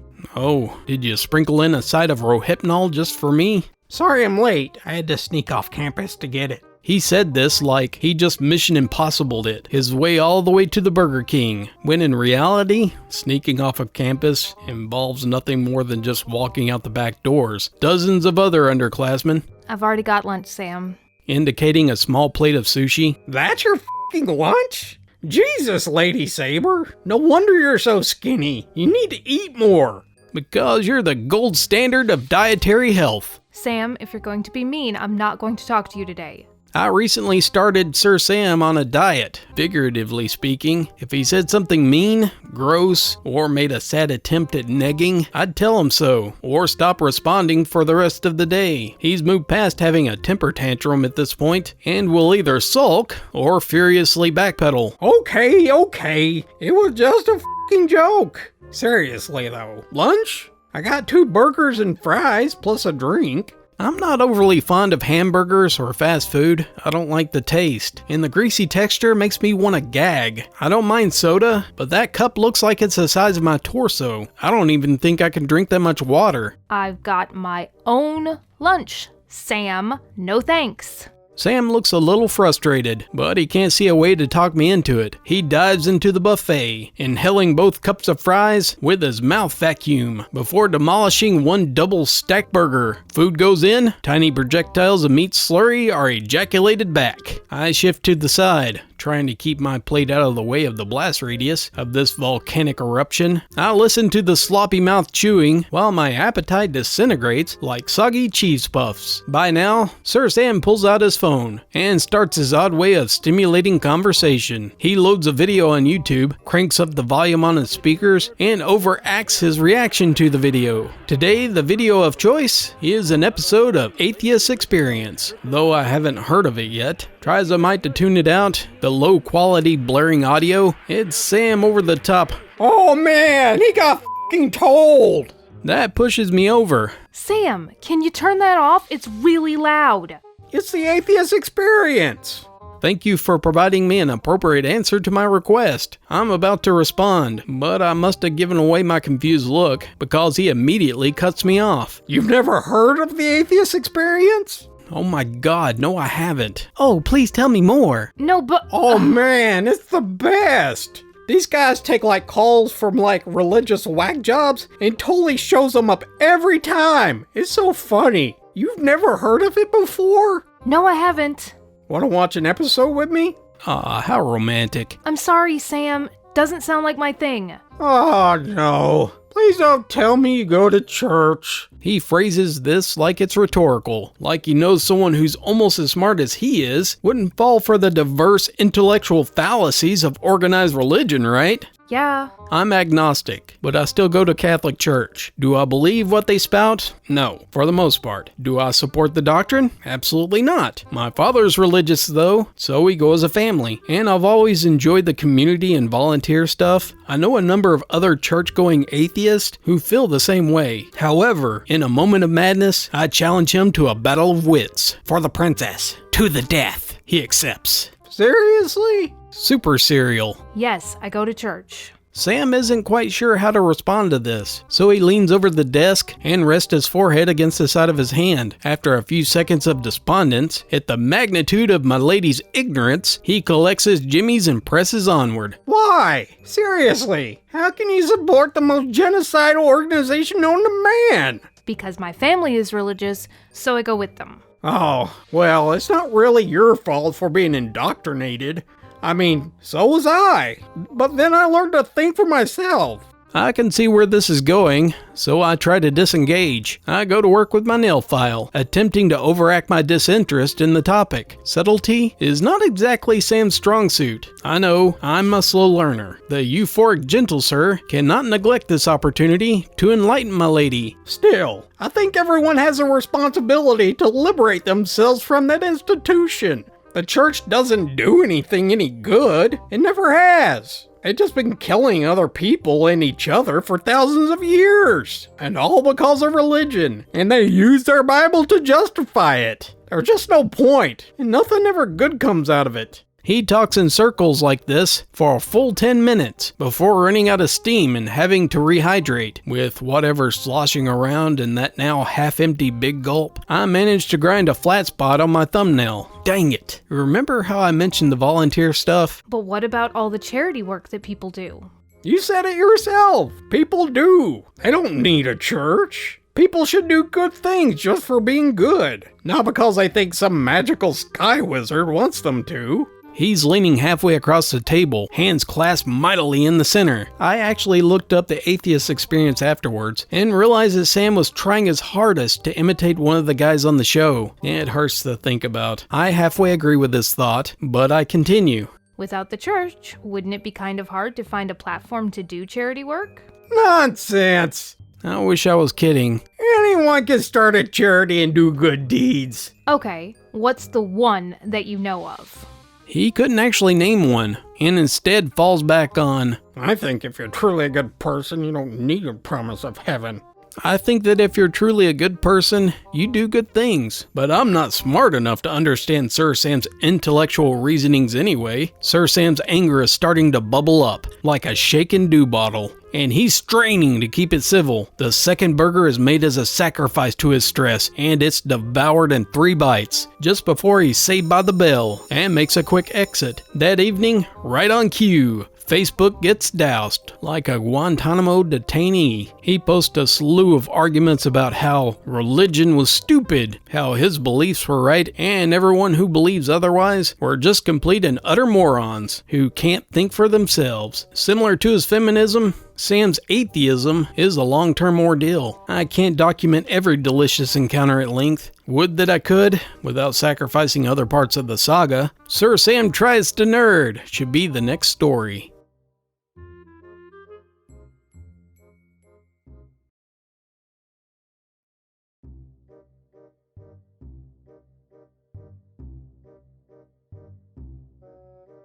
Hello my lords and my ladies, it's Lady Saber, back with another installment of Sir Sam. This story takes place about a week later, after the previous 2. As a note to new readers, this being pretty far along in the story, instead of re-explaining backgrounds, there'll be a link up above that'll take you to the other videos in the series. Let's get our jimmies ready. Player 1, me, Lady Saber. Pretty social personality, but uncomfortable in large groups, especially if I don't know them. In this story, I'm wearing a dark blue full-length dress, matching earrings, and nude heels. My hair is let down and lightly curled, and it's over one shoulder to cover the cut on one side of my face. Player 2 is John, my official boyfriend. Finally, he's looking sharp, wearing a white shirt under a matching blue vest and tie, pressed pants, and polished shoes. He's a much smoother dancer than I am. He has a bit of a temper and will inflate when provoked, and he's also pretty funny. Player 3 is Sir Samuel Smoothcheeks, the chaste and chivalrous knight, creepier than a millipede's legs. He has a high-pitched voice, and he needs lotion just to slip through doorways. I would describe his appearance, but I'll save that for a little later. This story takes place mostly at our school's winter dance. It's not quite a prom, but it's still a black tie affair. It's hosted on February 14th and raises money for charity. This year, it's supporting a local women's shelter and support network in the city. There's a bunch of silly traditions everyone follows. The girls ask the guys to be their dates. There's a race between someone in a chicken suit and the school mascot afterwards. All of this stuff is designed to drum up interest to get more people to buy tickets. The week before the 14th, Sam pays me a visit at the Go Club. The whole scene reminds me of the beginning to Lose Yourself by Eminem. If you had one shot, one opportunity to seize everything you ever wanted to capture, just let it slip. He makes a big show of himself, making his proposal in front of everyone at the Go Club. He's wearing his usual beard gear with extra crust. He scratches his head before extending the same hand for me to shake. Yo, his palms are sweaty, knees weak, arms are heavy, and there's something that resembles vomit in his sweater already. Mom's spaghetti? Needless to say, he's nervous, but on the surface, he composes himself like he's calm and ready. Okay, I don't think those weird stains are puke, but he still smells bad enough. The Axe body spray makes a terrible cover. He shifts his weight a few times and goes through a series of nervous ticks before smoothing out his jimmies and asking, Lady Saber,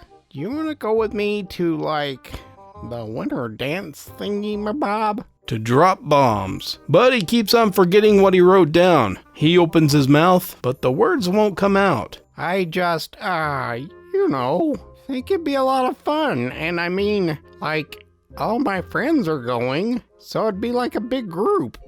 And I think it'd be a lot of fun. There's a pause. I got you something. He produces a small bouquet of white chrysanthemums and roses from his backpack, crinkled and slightly wilted. I don't know why, but this memory always reminds me of macaroni art. I think it's worth mentioning that in Belgium, those are the flowers you bring to a funeral. I'm flushing bright red. It's dead quiet, and everyone is looking at us, including Mr. Teacher, who is trying to hold back a cringe giggle. Sam, I'm going to go with John. Snap back to reality, and he's choked up. He's so mad, but he won't give up so easily. Nope, there's more shock on his face than a victim of the electric chair. I mean, how can I reject him? He did all the things right. He had a compelling speech, an irresistible gift. He even proved his alphaness by totally ignoring the traditional rules of the dance. He quickly falls back to, Well, I mean, just as friends, of course. much in the same way as someone might fall from a roof. I tell him again, but he presses forward. Well, has he asked you yet? Well, no. Well, looks like you're pretty much single as a Pringle. No, Sam. John is still my boyfriend, and I can't have 2 dates. He turns and slouches away, tossing the flowers into the trash can, with as much reluctance as throwing out a can of ravioli. He glances over his shoulder to make sure I'm watching. The rest of the club starts buzzing as Sam storms out. I don't actually ask John until a few days before, just to make him sweat a little. The dance is held off campus, at a large indoor venue. Nice high ceilings, great acoustics, hardwood floors. One wall is almost all windows, so from the outside you can see everyone having a good time. And from the inside, you can see who is arriving. John and I buy our tickets at the door. We pay like $20, $30, or $50 for a ticket, so John dropped $60 for the both of us. It was a fun time. There's tons of snacks, and almost everyone has showed up. Sam, however, is blessedly absent. I get to enjoy the fun night unimpeded by his beardism. Yeah, right. Half an hour in, a limousine pulls up outside the building. It's cleverly disguised as Sam's mom's minivan. Sam and 6 other members of the invasion force pile out of one side, kicking and bumping into each other through the sliding door. It's a mixed munching bag. Half are skinny, half are fat, and all but one are wearing hats. I grab John and we move to a place where we can see the lobby, so that we can watch the troop enter through the front door. A banana cop, who prevent them from going inside without tickets, is nearly eaten. Apparently, they had no idea this was a charity event, because there is a significant scuffle at the ticket table. John and I are transfixed, nomming on a handful of grapes, while the plaid-armored hedge knights argue about the tickets before angrily leaving. They pace on the sidewalk outside, peering in the window like well-fed Les Miserables orphans, before walking off in the other direction. I thought I dodged the firing squad until the next line dance. I'm grabbing a drink when Sir Sam, Cha-Cha's real smooth up behind me, laying a warm, sweaty palm on my exposed shoulder. Hey, Lady Saber! Happy Valentine's Day! 7 save us. He's wearing brown loafers, khakis, a plaid flannel shirt tucked in under a dark suit jacket, a crooked striped tie, and a pinstriped navy blue trilby. My eyes, I forgot the cane. Yes, a dark, straight cane in his other hand. Numeria's 10,000 watts. I had to pull myself out of euphoria to respond. You two. I thought I saw your group leave just now. Yeah. We went to the school first because we thought we were supposed to go there. Then they wanted to charge some retarded amount of money to get in here. You know it's for charity, right? He's surprised by that, but tries to hide it. Yeah, we know. But still, $20 is way too much. I'm about to ask how he managed to get in when I noticed a semicircle of compatriots forming around me. I'm by myself, pinned between them and a snack table. I'm a little worried about a stampede. From here, I'll just refer to Sam's friends by the color of the trilby they're wearing. Blue lifts his hat in greeting, revealing a sweaty crust of blonde hair underneath. So, you're the Lady Saber we've all heard so much about. Huh. Yeah, I guess.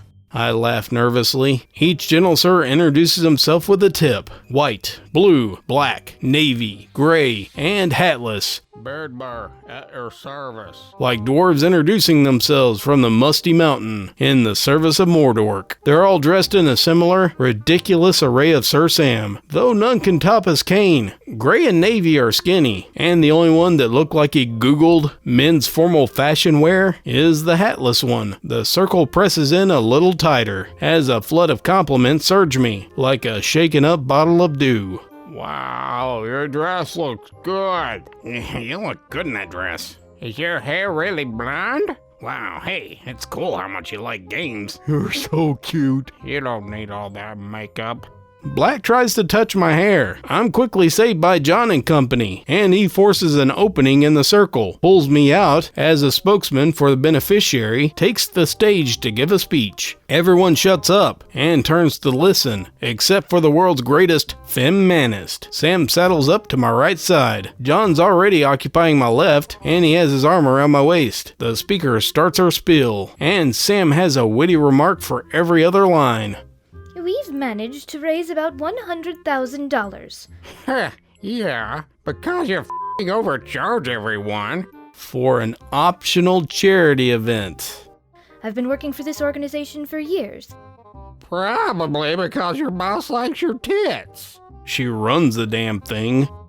And I just wanted to tell you all how grateful I am for this generosity. Because we're like paying your f***ing salary? They're all volunteers. After his hilarious one-liners, Sam turns to look at me, making sure I'm able to bask in his warm, moist glow of his good comedic taste. I make no reply, pretending to be intent on the speaker. But that doesn't stop Sir Sam. My lady clearly doesn't hear her champion. He also fidgets and itches himself while edging closer, making it painfully clear that he wants to touch me somehow. This continues for the entirety of the 5 to 10 minute talk. John is getting wound up, silently squeezing my waist, just like a Cheez Whiz packet. Sam blithely continues with his humor, until the people around him start to shush him. Shh. Like any classy alpha male gentleman, he makes mocking faces, but eventually stops talking. Eventually, though he chances one last remark to win my lady's hand, Sam leans in close and drops his voice low. It's pretty funny. All of us snuck through the door around the back. Are you serious? He grins smugly. My lady should clearly be impressed by his cunning. Yeah, it wasn't even locked. People are such idiots. You cheated a charity out of more than $100. He doesn't see a problem with this at all. In fact, it's almost an accomplishment. Yeah, so? We showed up to give our support, didn't we? They already got tons of money. By now, a roar of applause goes up, and people start to make for their exit. John and I make for our escape. Like the last 2 egg noodles after the end of a speech, we lose ourselves in the crowd. It isn't until after the chicken race that Sam is able to locate us again. Hey, Lady Saber! Sorry I lost you guys earlier. Can you give us a ride home? John and I have separated at this point. I'm waiting for him to bring back the truck from the parking lot, so I'm pretty much single as a Pringle. I don't have a ride. My mom just dropped us off. Can you take me home? What about your friends? Oh, well, I guess they need a ride too. How many people can you fit? I don't know, Sam. It's not my car. There's a few awkward minutes of just standing around before John arrives. The rest of the Beatus Brigade trickles in. John finally pulls up next to the sidewalk. Sam makes like a rabbitkin and tries to hop in. He clambers halfway through the passenger door when John tries to stop him. Sam, what the hell are you doing? I need a ride, John. Dude, I don't have space for you and your herd. Well, how am I supposed to get home then? What would this evening be without a good vintage wine? Sam, that really ain't my problem. He backs out and stands on the road, giving his hat a tip and holding the already open door for me as I climb in the cab. I don't want to think about what he's looking at as he's standing behind me. Hey, John, you think we can ride in the back? You mean the truck bed? Yeah, there's plenty of room. I'm more worried about the towing capacity than the room. Sam, I don't even know where you guys live. I can't spend all night driving around. John and I exchange a look of, why do we even need to have this conversation? It's okay. We all live close by. White just lives over by Bumshartsville. That's like a half an hour away. Seriously, just call your mommy and get her to pick you guys up. Lady Saber and I have to go. Please, can you just drop them off at my house then? My mom can't pick us up. We're all gonna be stuck here, and it's like cold. John and Sam don't actually live that far apart, but more on that later. It might have been easy just to drive away, but John relents, and they climb in the truck bed. Sam still tries to make a bid to share the front seat with Milady, but the door was mysteriously locked. From the huffing and puffing, we'd think they tried to scale a wall barehanded. Gray couldn't physically manage it. He had to be hoisted up. After the whole crew was in, and the bed was nearly scraping the ground, Sam slaps the back of the window twice, leaving behind a greasy palm print. Hatless is nowhere to be seen, but everyone forgot about that at the time. The ride home was comical. Everyone's holding fast to their trilbies. Part of the ride home is on the freeway at about 60 miles an hour. Even the crustiest hair is flapping in the breeze like soggy potato chips. Sam hoots and hollers, while a few of the members of the team looks like they're about to be sick. Less than a mile from his home, Sam loses his classy trilby. He looks like he's about to cry, but he puts on a brave face. The original plan was to drop me off first, but I really don't want those guys knowing where I live. So the gentle sirs are dropped off first at Sam's house. And sure enough, his minivan is parked happily in the driveway. Thanks a lot, Mom.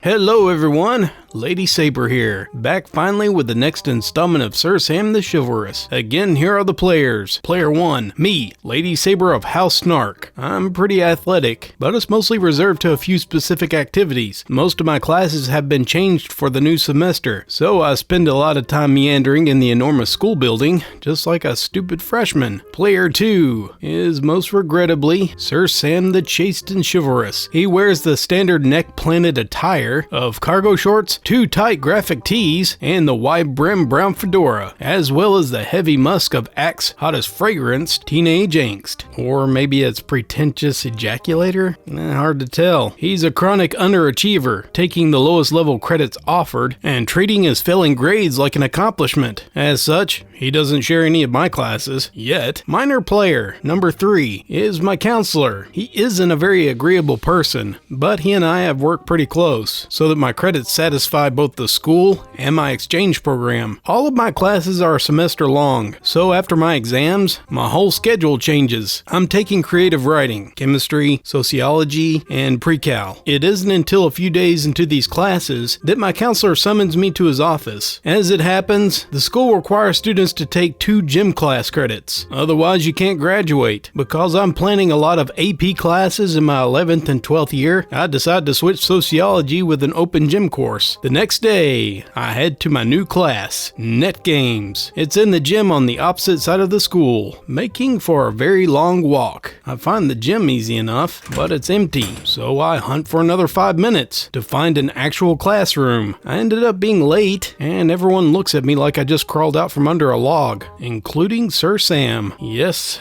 Sir Sam, in a gym course. There's a few open seats, 2 of which are on either side of Sir Sam. He excitedly pulls out a chair from his left. I opt for the seat on the other side of the room. Mr. Coach is explaining badminton rules, while Sam gives me the occasional glances, turning almost completely in his seat, as subtle as a dynamite charge. Because I missed the first few days, Mr. Coach dumps a huge stack of forms on my desk, so that I can take home and sign. We just went over the basic information stuff the last few days, so so you should be good. After our crash course on the rules, everyone moseys out toward the lockers. As I stand, Sir Sam scrambles like an egg on an extra cheesy McMuffin to accompany my lady. He holds the door for me, even though it stopped open. The journey to the locker was a short distance, but it felt like it took a lifetime. The hallway is wide, but the tight crowd and the number of turns makes the trip significantly awkward with Sir Sam lumbering by. He decides to make intriguing conversation as we walk. So, net games, huh?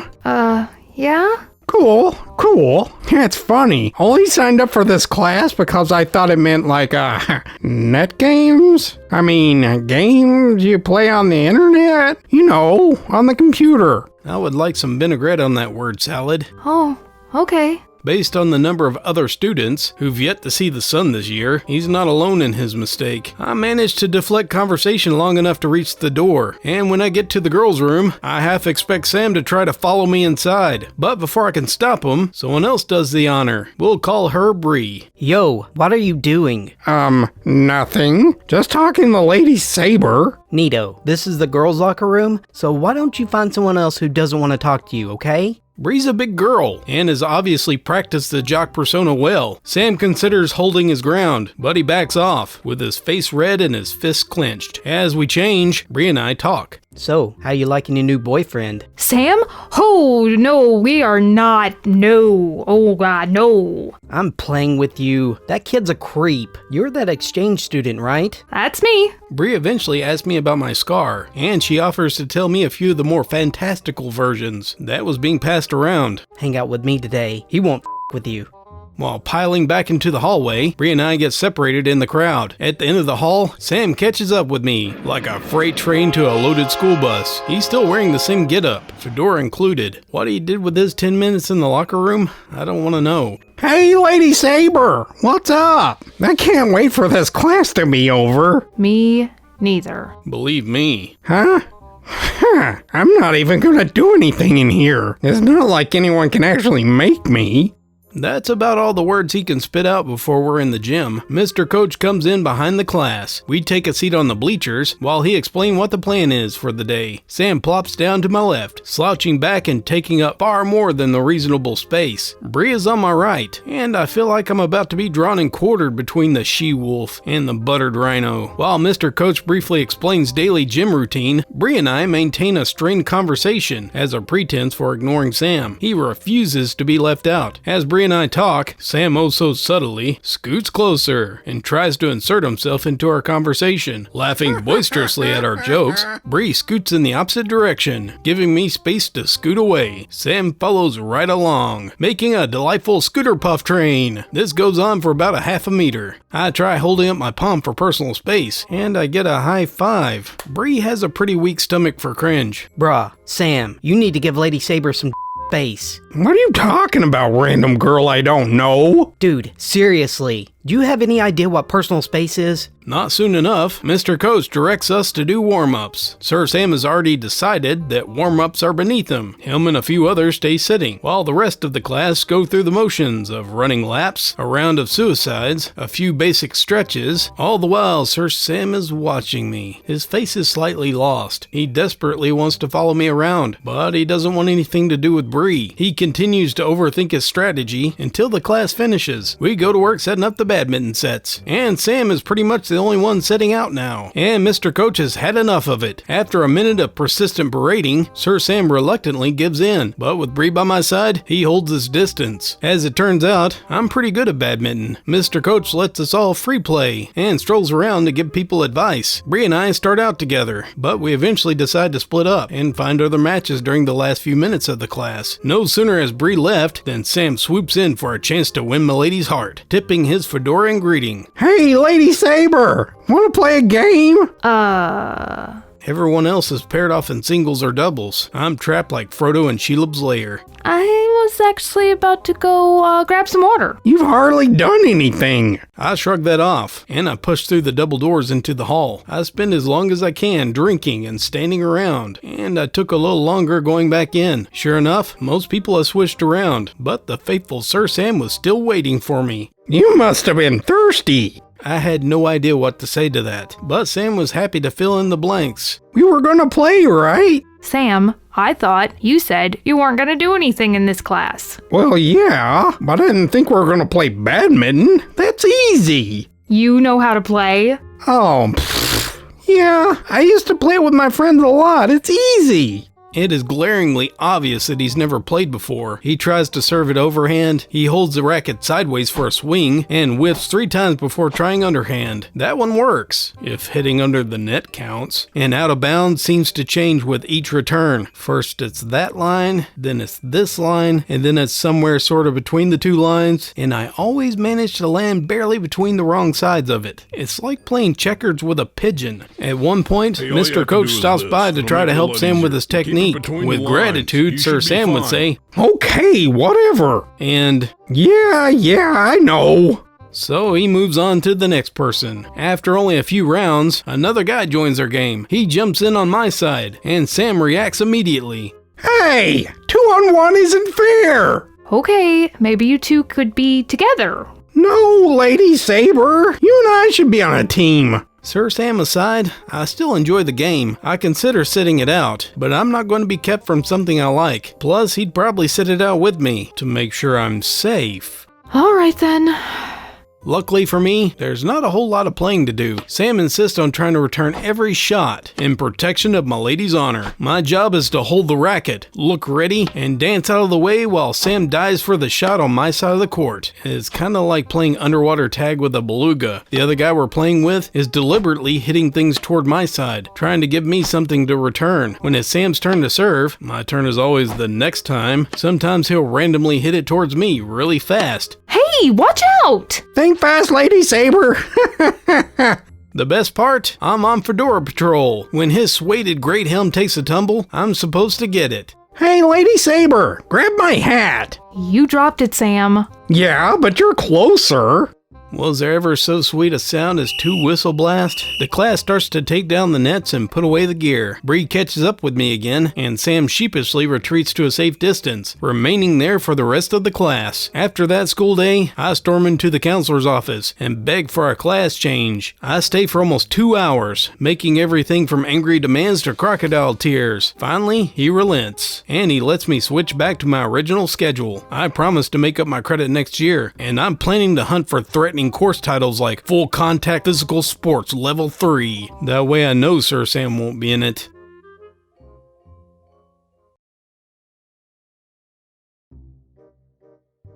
Hello everyone, my Lady Saber here, with the last installment of Sir Sam the Chivalrous. Trigger warning, this tale will encompass 3 straight days of interaction with Sir Sam, and this is extremely long. So let's introduce the characters. Player 1, Lady Saber, House of Snark. Very enthusiastic about backpacking. I just joined a local venture crew at the beginning of the month. Similar to fencing practice, appearances take a back seat while in the wilderness. Makeup would just be something else to carry around. So I pull my hair up into a tight bun and ponytail to keep it from getting disgusting. My cute outfits get traded for athletic shirts and cargo pants. Player number 2.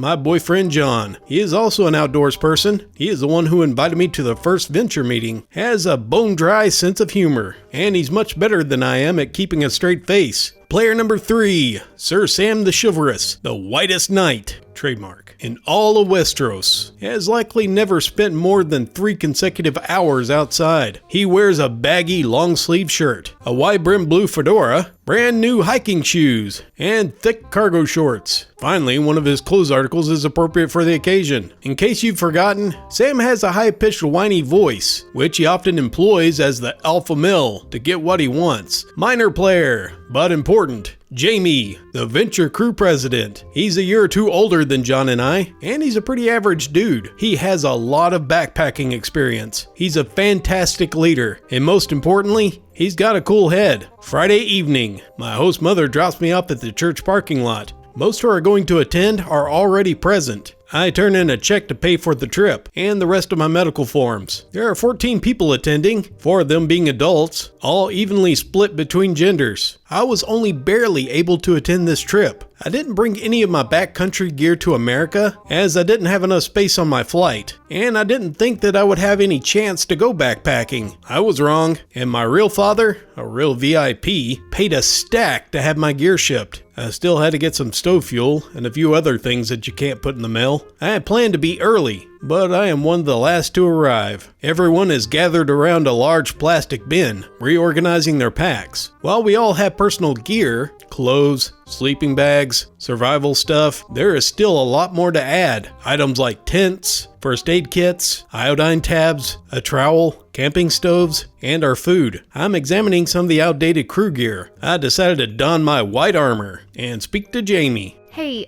Jamie?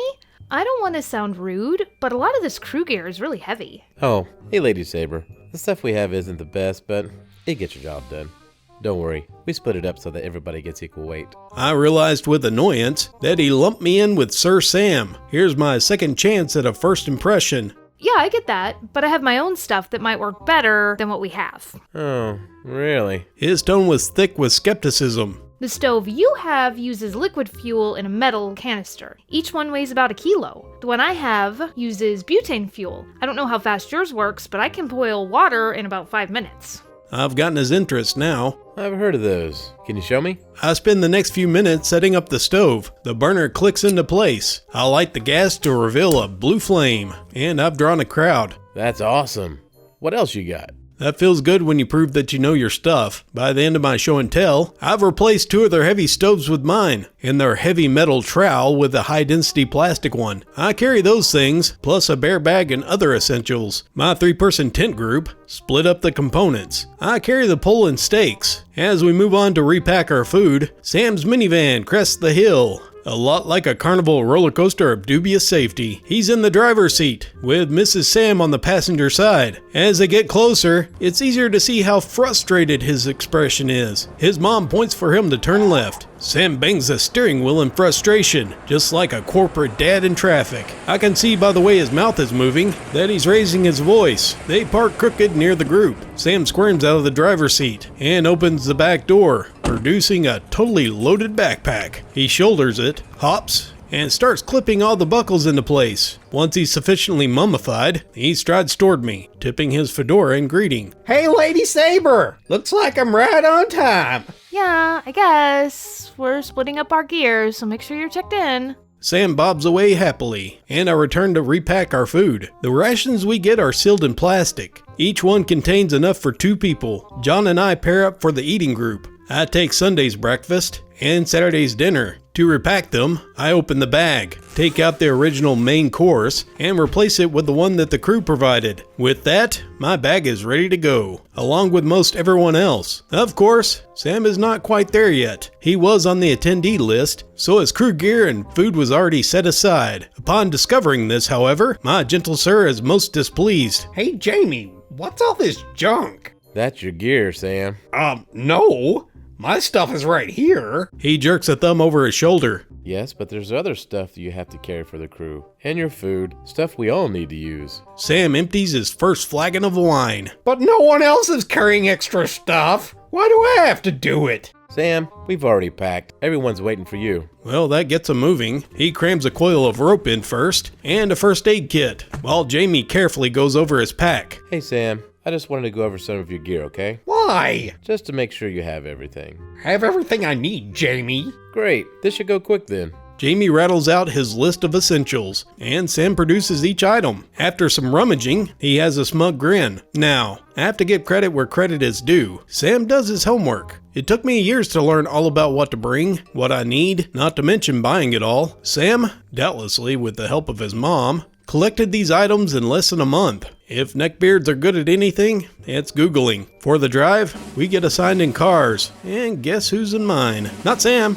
God be praised. John and I ride together with Jamie and another girl that I was tenting with. After an hour of driving, we park at the campsite. We pile out of the car and gather ourselves. I, with everyone else, take off my Venture uniform shirt. We're required to wear them for the events. but they're not really practical or comfortable to wear during activities, so I start to unbutton my shirt, thus revealing my tank underneath. When I notice Sam watching me, he snaps his gaze to the side when I look up at him, but carefully returns when he thinks I'm not looking. My skin is crawling. So I finish changing on the other side of the car. With the sun sinking low, we strike out. John and I walk abreast, alternating between holding hands and punching each other. Sir Sam, sensing that his chivalry is needed to protect my lady and her honor, wedges himself between John and I. The trail might be wide enough for 2 or even 3 normal-sized humans, but with Sir Sam in the mix, John is forced to go off-roading. So John and I fell back behind Sam, so he slows down. So we pick up the pace, and thus the game of leap whale continues. This went on for about 2 kilometers. By the end, however, Sam is lagging further and further behind, until he's at the back of the group. Hey, Jamie! Can I take a break? He's breathing hard enough to stoke a fire, and sweating like he's been standing in one, despite the cool temperature. Sure thing, Sam. $5 for everyone. Jamie sets his watch as Sam unclips his pack, and he collapses in a heap on the ground. Everyone else still remains standing, with their packs on. Sam, don't sit down. It's just a $5. You don't sit for a short break, Sam. It just makes it harder to keep going. They argue about what one is supposed to do during a 5-minute break for the next 6 minutes, which is about as effective as reasoning with a stubborn box of pasta. Thankfully, Jamie has a cooler head than Sam. When it's time to go, Sam activates his passive-aggressive alpha male mode, taking forever to put his pack on. Watching him don it is a circus of its own. After a significant struggle and 3 people helping him, Sam finally gets back on his feet, and he's huffing and puffing. Before we've gone another half a kilometer, Sam starts complaining about his feet hurting. Hey, Jamie, can we take a break? That's not going to help your feet, Sam. We've got a long way to go to our campsite. The crew is forced to match the pace of Sam's. He trails in the rear of the group, with the adults trying to give him a pep talk through every step. By the end of the 4 kilometers, snails are outrunning us. We are forced to take a 20-minute break so that Sam can catch his breath. It has gotten totally dark, but on we hike, at a crawl. At long last, we arrive at the campsite. As my tent mates and I start setting up the tent, Sam stumbles over. Hey, Lady Saber, want a tent together? What? Do you want a tent with me? I have, the tent parts and you have the poles. No, Sam. Girls and guys can't tent together. Your tent mate is on your side. He opens and shuts his mouth a few times, looking for an argument, before slumping away muttering something to himself. As soon as we finish our tents, we have to hang our bear bags. They were to be filled with food and other smellables that might attract some furry friends. There's a very low likelihood of bears where we're camping, but it's a good practice nonetheless. Sam and his tent mate, who we'll call Pip, have taken a long time to get set up, so they're fashionably late as we fill our bags. Hanging the bear bags was a chore. We have to throw 2 ropes over a tree branch. It has to be at least 10 meters up, and you gotta tie the bags together. You gotta hoist them in the air and secure them on 2 lines on different trees. Sam is desperate to demonstrate his prowess to my lady in the wilderness. He offers to throw one of the ropes. Jamie, echoing our sympathies, is in no mood for shenanigans that would probably keep everyone awake. In the dark, it's a challenge to hang the bags, but not impossible. After we finish, Jamie tells everyone, Get some sleep, everyone. We'll be waking up early tomorrow morning. Sam is not pleased. Wait, Jamie, aren't we going to have a campfire? Sam, it's almost midnight. Go to bed. What about food? I'm hungry. We aren't eating tonight, Sam. You should have had dinner before we left. That was in the email. Don't worry. We'll have breakfast in the morning. Sam fills another cup of wine in protest, but everyone else has already turned in. I snuggle down into my sleeping bag, and I was dreading the next day. It seemed that I closed my eyes for less than a few seconds when it was light inside. I'm not sure what time it is, but I let the air out of my sleeping pad and crawl out of my bag. I throw on clothes and stuff everything into its sack. I peek out into the camp. I'm one of the first ones to awake. So I rouse my tent mates and we start to break down the tent. We have a long enough trek today, and I don't want to think about how much longer it's going to take to tow Sam like a river barge. After taking down our tent and splitting up its parts, the bear bags come down, and we spill our contents on the ground like Lannister blood. I find breakfast and dinner to carry, which I shove into my bag. By now, almost everyone is awake. They're involved in taking down their tents, or helping other people speed the process. Pip approaches Jamie. Sam won't get up. He what? What? He wouldn't get out of his sleeping bag. He told me to piss off when I tried to wake him up. Jamie and Pip hurry to Sam's lair. Jamie yells through the tent wall. Get up, Sam. Everyone else is getting ready. Dude, it's not even light outside. Go away. I'm still sore from yesterday. Jamie has run out of patience with him. He unstakes the fly and rips off the top. I can't see Sam in his splendor, but I imagine his facial expression is something between Smeagol's fear and Gollum's anger. John and I are sitting on the ground, eating our breakfast and trail mix, plus this freeze-dried cardboard, when Sam emerges from hibernation. He and Pip dismantle the tent, and they get ready to go, with everyone staring on. As we start our trek, Sam tries to keep pace with me, and he starts asking, How's your feet not hurting? With those old beat-up boots like that? They're broken in. What does that even mean? Sam, just leave me alone right now, okay? We hike on at a respectable pace, about 2 kilometers, until Sam starts begging for a break. While we stand, John shows me his new toy. He showed me a stick pin with the ends cut off. He pulls it from his pocket, pulls out a plastic BB, and pops it in his mouth. He concealed the tube in his fist. He fires a pellet back at Pip's shoulder with a quiet. It doesn't hurt. In fact, it's barely perceptible. It's like a small raindrop. It's just enough to make someone turn around, scratch uncertainly, and glance to see if someone tapped them, then disregard it as nothing. If you're the covert culprit of this spectacle, it's hilarious. He pelts him a few more times before setting his sight on Sam. He crams a small handful of pellets into his cheek. He lands a hit on Sam's lower leg. Sam scrambles at it. He brushes his skin with his foot. He examines the ground. The majority of our morning hike is an uphill climb. The elevation change is gradual, but Sam acts like he's marching the Trail of Tears, if the tears are saturated in high fructose corn syrup. Finally, we cross a small stream. We take the opportunity to refill our water, pumping through a filter into our bottles, and we drop in iodine tablets. I don't carry bottles, though I just have a Camelback and another separate bladder, which is significantly awkward to fill with a pump designed to screw onto the bottle. John holds the bladder steady when I pump, occasionally splashing it on me. Sam is not to be outdone by the chivalry though. He rushes to my aid. He grabs the other side of the bladder while I pump, and valiantly prevents any sloshing tomfoolery from John. Soon, Sam realizes that letting the fragile milady do all the work was unacceptable. He risks the pump from my hand, leaving me standing like Tom Sawyer while he slowly pumps water. Of course, pumping these 3 liters of water through a filter is actually a lot of work, and Sam takes frequent breaks. He wiggles his arms like a wet spaghetti noodle. I try to talk him into giving me the pump, but the chivalry is just too strong with this one. Finally, Jamie saves the day. Sam, is that your camel? No, it's Lady Saber's. Okay, but you need to fill up your own containers. We've got another filter over here. I think Lady Saber can handle her own water pump. I'm trying to be helpful, Jamie. That's great, Sam, but we gotta get going. Come fill up. Already have. No, you haven't. How do you know that? Because I've been watching you. I think you've drained your camel and at least one of those water bottles. Well, that's creepy as Jamie. Jamie shrugs. It's my job. Now, give Lady Saber the pump and fill up your own water bottle. We're all waiting on you. Sam shifts uncomfortably. I haven't emptied my camels. Well, you haven't filled them up either. Come on, Sam. I don't want to water it down. This catches everyone's attention. What are you talking about? Jamie pauses. Sam, show me what's in your containers. Sam refuses repeatedly, until Jamie snatches one of Sam's bottles from the side pocket of his pouch, and he unscrews the lid.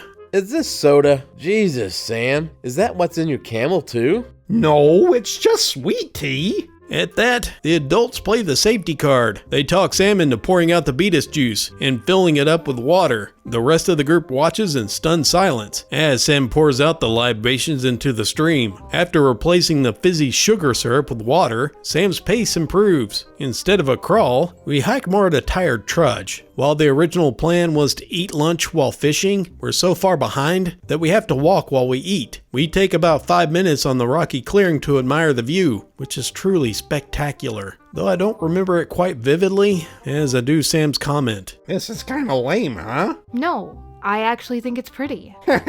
Yeah, me too. I'm just talking about, the hike uphill. Oh. While hiking uphill sucks, I'm in no hurry for Sam to think that his wooing attempts are even remotely successful. It's afternoon by the time we crest the ridge and we begin our downhill descent. Well, we had planned to be well into our fishing now. We've only covered about 8 kilometers in 5 hours. I think most species of rock moves faster. Thankfully, downhill speeds us up, and we cover the remaining kilometer in just under 2 hours. Everyone is relieved to finally be at the fishing place. One of our adult leaders is the owner of the property, so she wastes no time jumping into her talk. Things are fine until she asks, Who here's 16 or older? most hands, including mine and Sam's, go up. Alright, if you're over 16, I'll need to see a fishing license, and then we should be good to go. We dip into our packs to get our slips of paper. John and I have gotten ours a week before, as part of our greater study of the wild creatures of Walmart. When my lady of the fish reaches Sam, things go off the rails, like a freight train sideswiping a children's hospital. Do you have a fishing license? I forgot. Oh, I'm sorry, buddy, but I can't let you fish without a license. But don't you, own the land? Well, yeah, but I don't own the fish. I didn't know I needed one. I'm a little fuzzy on the details, but I think that's the same way that Jesus turned water into wine. There was an email sent out to everyone. Did you read it? No, my mom did. She didn't tell me. Well, your mom isn't on this trip, buddy. That's your responsibility. I'm really sorry, but there's nothing I can do about it. We get fishing poles and bait them while Sam stews in the grass. John and I find a shady spot on the riverbank. I don't have the patience for fishing, so John lets me try the pellet tube thing. The pellets are biodegradable, so I don't feel bad about it landing in the river. I'm a decent shot, but I'm no good at keeping a straight face, nor hiding the tube in my fist. Jamie, my first target, caught on pretty quick and returned fire with tiny river rocks. After about an hour of catching nothing, John became convinced that crickets would serve as better bait. Those little things aren't easy to catch, but when I get a hold of one, I drop it down the back of his t-shirt. During all this time, Sam is either wandering between different people or sitting on the ground like an angry bump on a spiteful pickle. Eventually, he does make his way over to John and I, plopping down next to me with a thud that tips the Richter scale. I do not have much tolerance for a one-sided conversation about Stupid of a mom didn't tell me. So Jen and I cross to the other side of the river. The water is ankle deep, but our boots are waterproof. From the other side of the moat, we see Sam fee-fi-fo-fumming back and forth. He's doing this along his side of the bank. He keeps busy alienating everyone he talks to, with the same conversation topic, removing his fedora and punching into it a few times. The respite I get from Sam lasts a few precious hours, until it's time to cover the remaining distance to the campsite. We turn in our fishing gear and mount our packs. The remaining 2 kilometers are behind us before sunset, and we set up our camp. For dinner, we fill an enormous pot of water and balance it precariously atop my tiny camp stove. While the water churns to a boil, we dig out our dinner rations and eating utensils. I hadn't paid much attention to the dinner while I repacked it, but now I take a look at the package. Dehydrated spaghetti and Italian meatballs. Sam's sour mood brightens like a fluorescent bulb. It has to sit for a few minutes as the food cooks itself, and Sam looks like he's gonna jump out of his skin in excitement. Once it's ready, he dumps the whole thing onto his plate, and Jamie barely stops him. That's the feed too, Sam. You and your tent mate. Plus, we gotta say grace. Jamie asked me to lead the dinner prayer. Although the only ones I know are in Latin, Sam suffers through it, but it is contained with the euphoria of the noodly reward. After begrudgingly allowing Pip to cipher half of the dinner, Sam dives in face first. Suffering through a full day of exercise makes this feeding more obscene than usual. It's like shovel feeding a vacuum cleaner attached to a Vitamix blender. John and I eat straight out of the pouch with sporks to avoid the dirty plates, and we had to keep our eyes averted to maintain our appetite. The open mouth chew smack gulping is still almost too much for me. Eventually he does finish, and after the rest of us scarfed down our package of side items and cleaned our plates, we decided to build a fire. Sam is excited for that too. He scampers for his pack. He produces no less than 3 different fire starters, a flint, a box of matches, and a Zippo lighter. Jamie roosts to collect firewood and gets a dozen well-fed people to hunt for sticks. It's like herding feral cats with a feather duster. Half an hour later, we have a nice-sized fire pile. Our fire ring is a metal rim of an old truck tire. It's half buried in the ground. Jamie and John work hard to set up the structure, while Sam eagerly flicks his lighter open and closed. Okay, Sam, you want to light it? Go ahead. Sam kneels with his lighter, hits the striker, and nothing. Sparks every time, but the flame never catches. It's not working. I just got this stupid thing. Is there fuel in it? Of course there is. It's brand new. Zippos don't come with fuel, Sam. Here, let me take a look. Sam cradles his lighter like the last can of SpaghettiOs. No way, dude. I know how to use it. All right, let's see. A minute or two of finagling, and Sam manages to pull apart the lighter, revealing the fuel reserves are bone dry, as a milady would be after the tip of a fedora. Pip gets a flame to catch with his lighter, and a few of us take turns breathing life into the embers. Soon a splendid fire is licking away. John and I lean our packs against a nearby tree as a makeshift sofa back. Oh, hey, I've got a surprise for you. A John surprise is usually something along the lines of an exploding zucchini or a two-headed frog, but he pulls out a Ziploc bag with some stuff in it. S'mores. I've never done these before, but I'm all about a toasted marshmallow. I get a twig from the fire pile, and I strip the bark off with a knife. I skewer the puffball, and I rotate it gently in the flames. John sets his on fire, and he blows it out only after it develops a black, ashy crust. I think it's gross. I let mine get golden brown and crispy. The graham crackers are crunched a little, and the chocolate is just melty enough to make a mess. We were able to eat 3 of them each. As it devolves into throwing crumbs at each other, I eventually can't stand to have melty goop on my hands anymore. So I lick 2 fingers and reach into my camp pack and grab a towel, but it's not where I usually keep it. My fingers close around something else, which I gingerly pulled out. It was my pocket Bible. My father has stuck it in one of the outside pockets. He must have shipped it like that. He read it to me as a little girl. It's pretty much one of the only things we have in common. There's a little note inside the front cover. The whole thing makes me teary-eyed and homesick. I tuck under John's arm and open to Luke, where my favorite parables are. Sam spies my 2,000-year-old cartoon and decides to enlighten my lady with his euphoric intelligence. You know, the Bible has like thousands of contradictions in it. I don't care, Sam. Well, you should. I mean, you should understand what you believe, right? I ignore him, but he still presses on. Right? While I'm seething, John steps in. Hey Sam, this fire's about to die. So, throw some fucking wood on it. No, that won't help it. It needs a special tool. What? What kind of tool? It's a left-handed wind shifter. I think it's over near the pile of crew gear. A few other people sitting around the fire is in on the joke, and they egg Sam on. I duck to hide my foolish grin. It's about this long, and it has a handle on one end, and this weird-looking thing on the other. Trust me, you'll know it when you see it.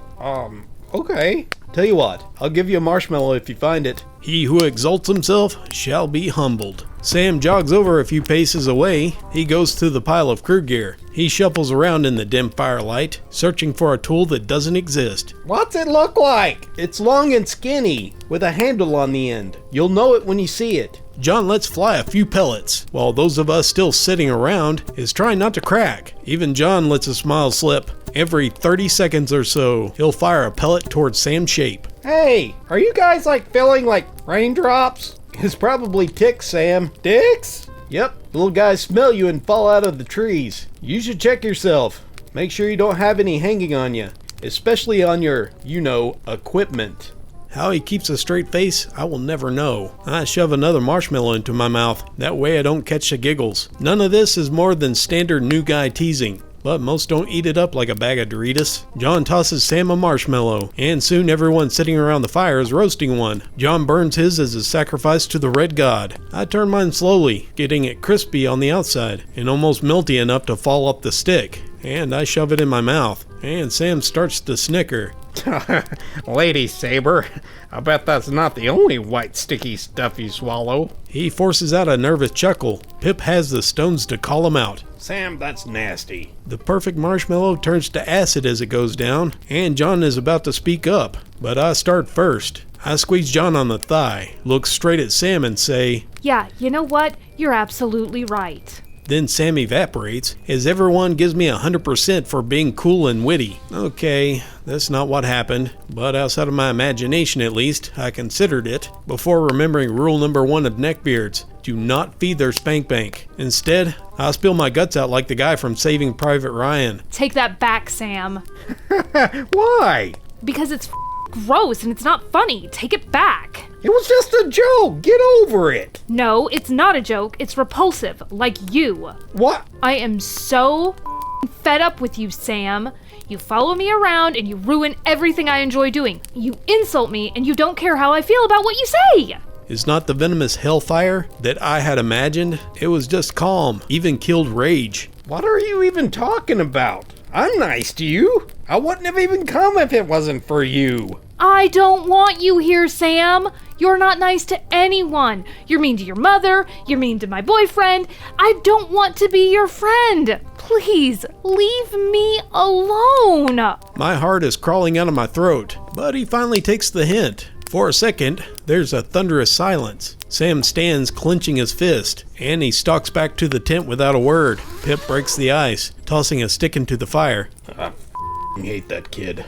After another hour or so, the rest of us put out the fire, and we filter off to bed. Most of the adults are already asleep. As I snuggle down into my bag, I could hear Sam's voice carrying through the woods. The walls of the tent might seem snug and secure, but they are zero soundproofing. From the distance, it's hard to make out the words. She's... I'm... Pip's response is nothing more than a mumble. But trying nice to her. Dude, just bed. You think I could time? Jamie's voice rings out clear as a bell. Shut the hell up and go to bed. The next day is unremarkable. Sam avoids eye contact with me and deliberately keeps his distance. We pack up and we hike the short distance back to our cars, and we return home right on time. Sam's mom waves to me and smiles, and they leave the church parking lot. That was mostly the end of my interactions with Sir Sam the Chivalrous. We didn't share any classes, and he stopped going out of his way to see me otherwise. Over the summer, we didn't speak or come into contact. Good riddance to our neckbeard ham planet.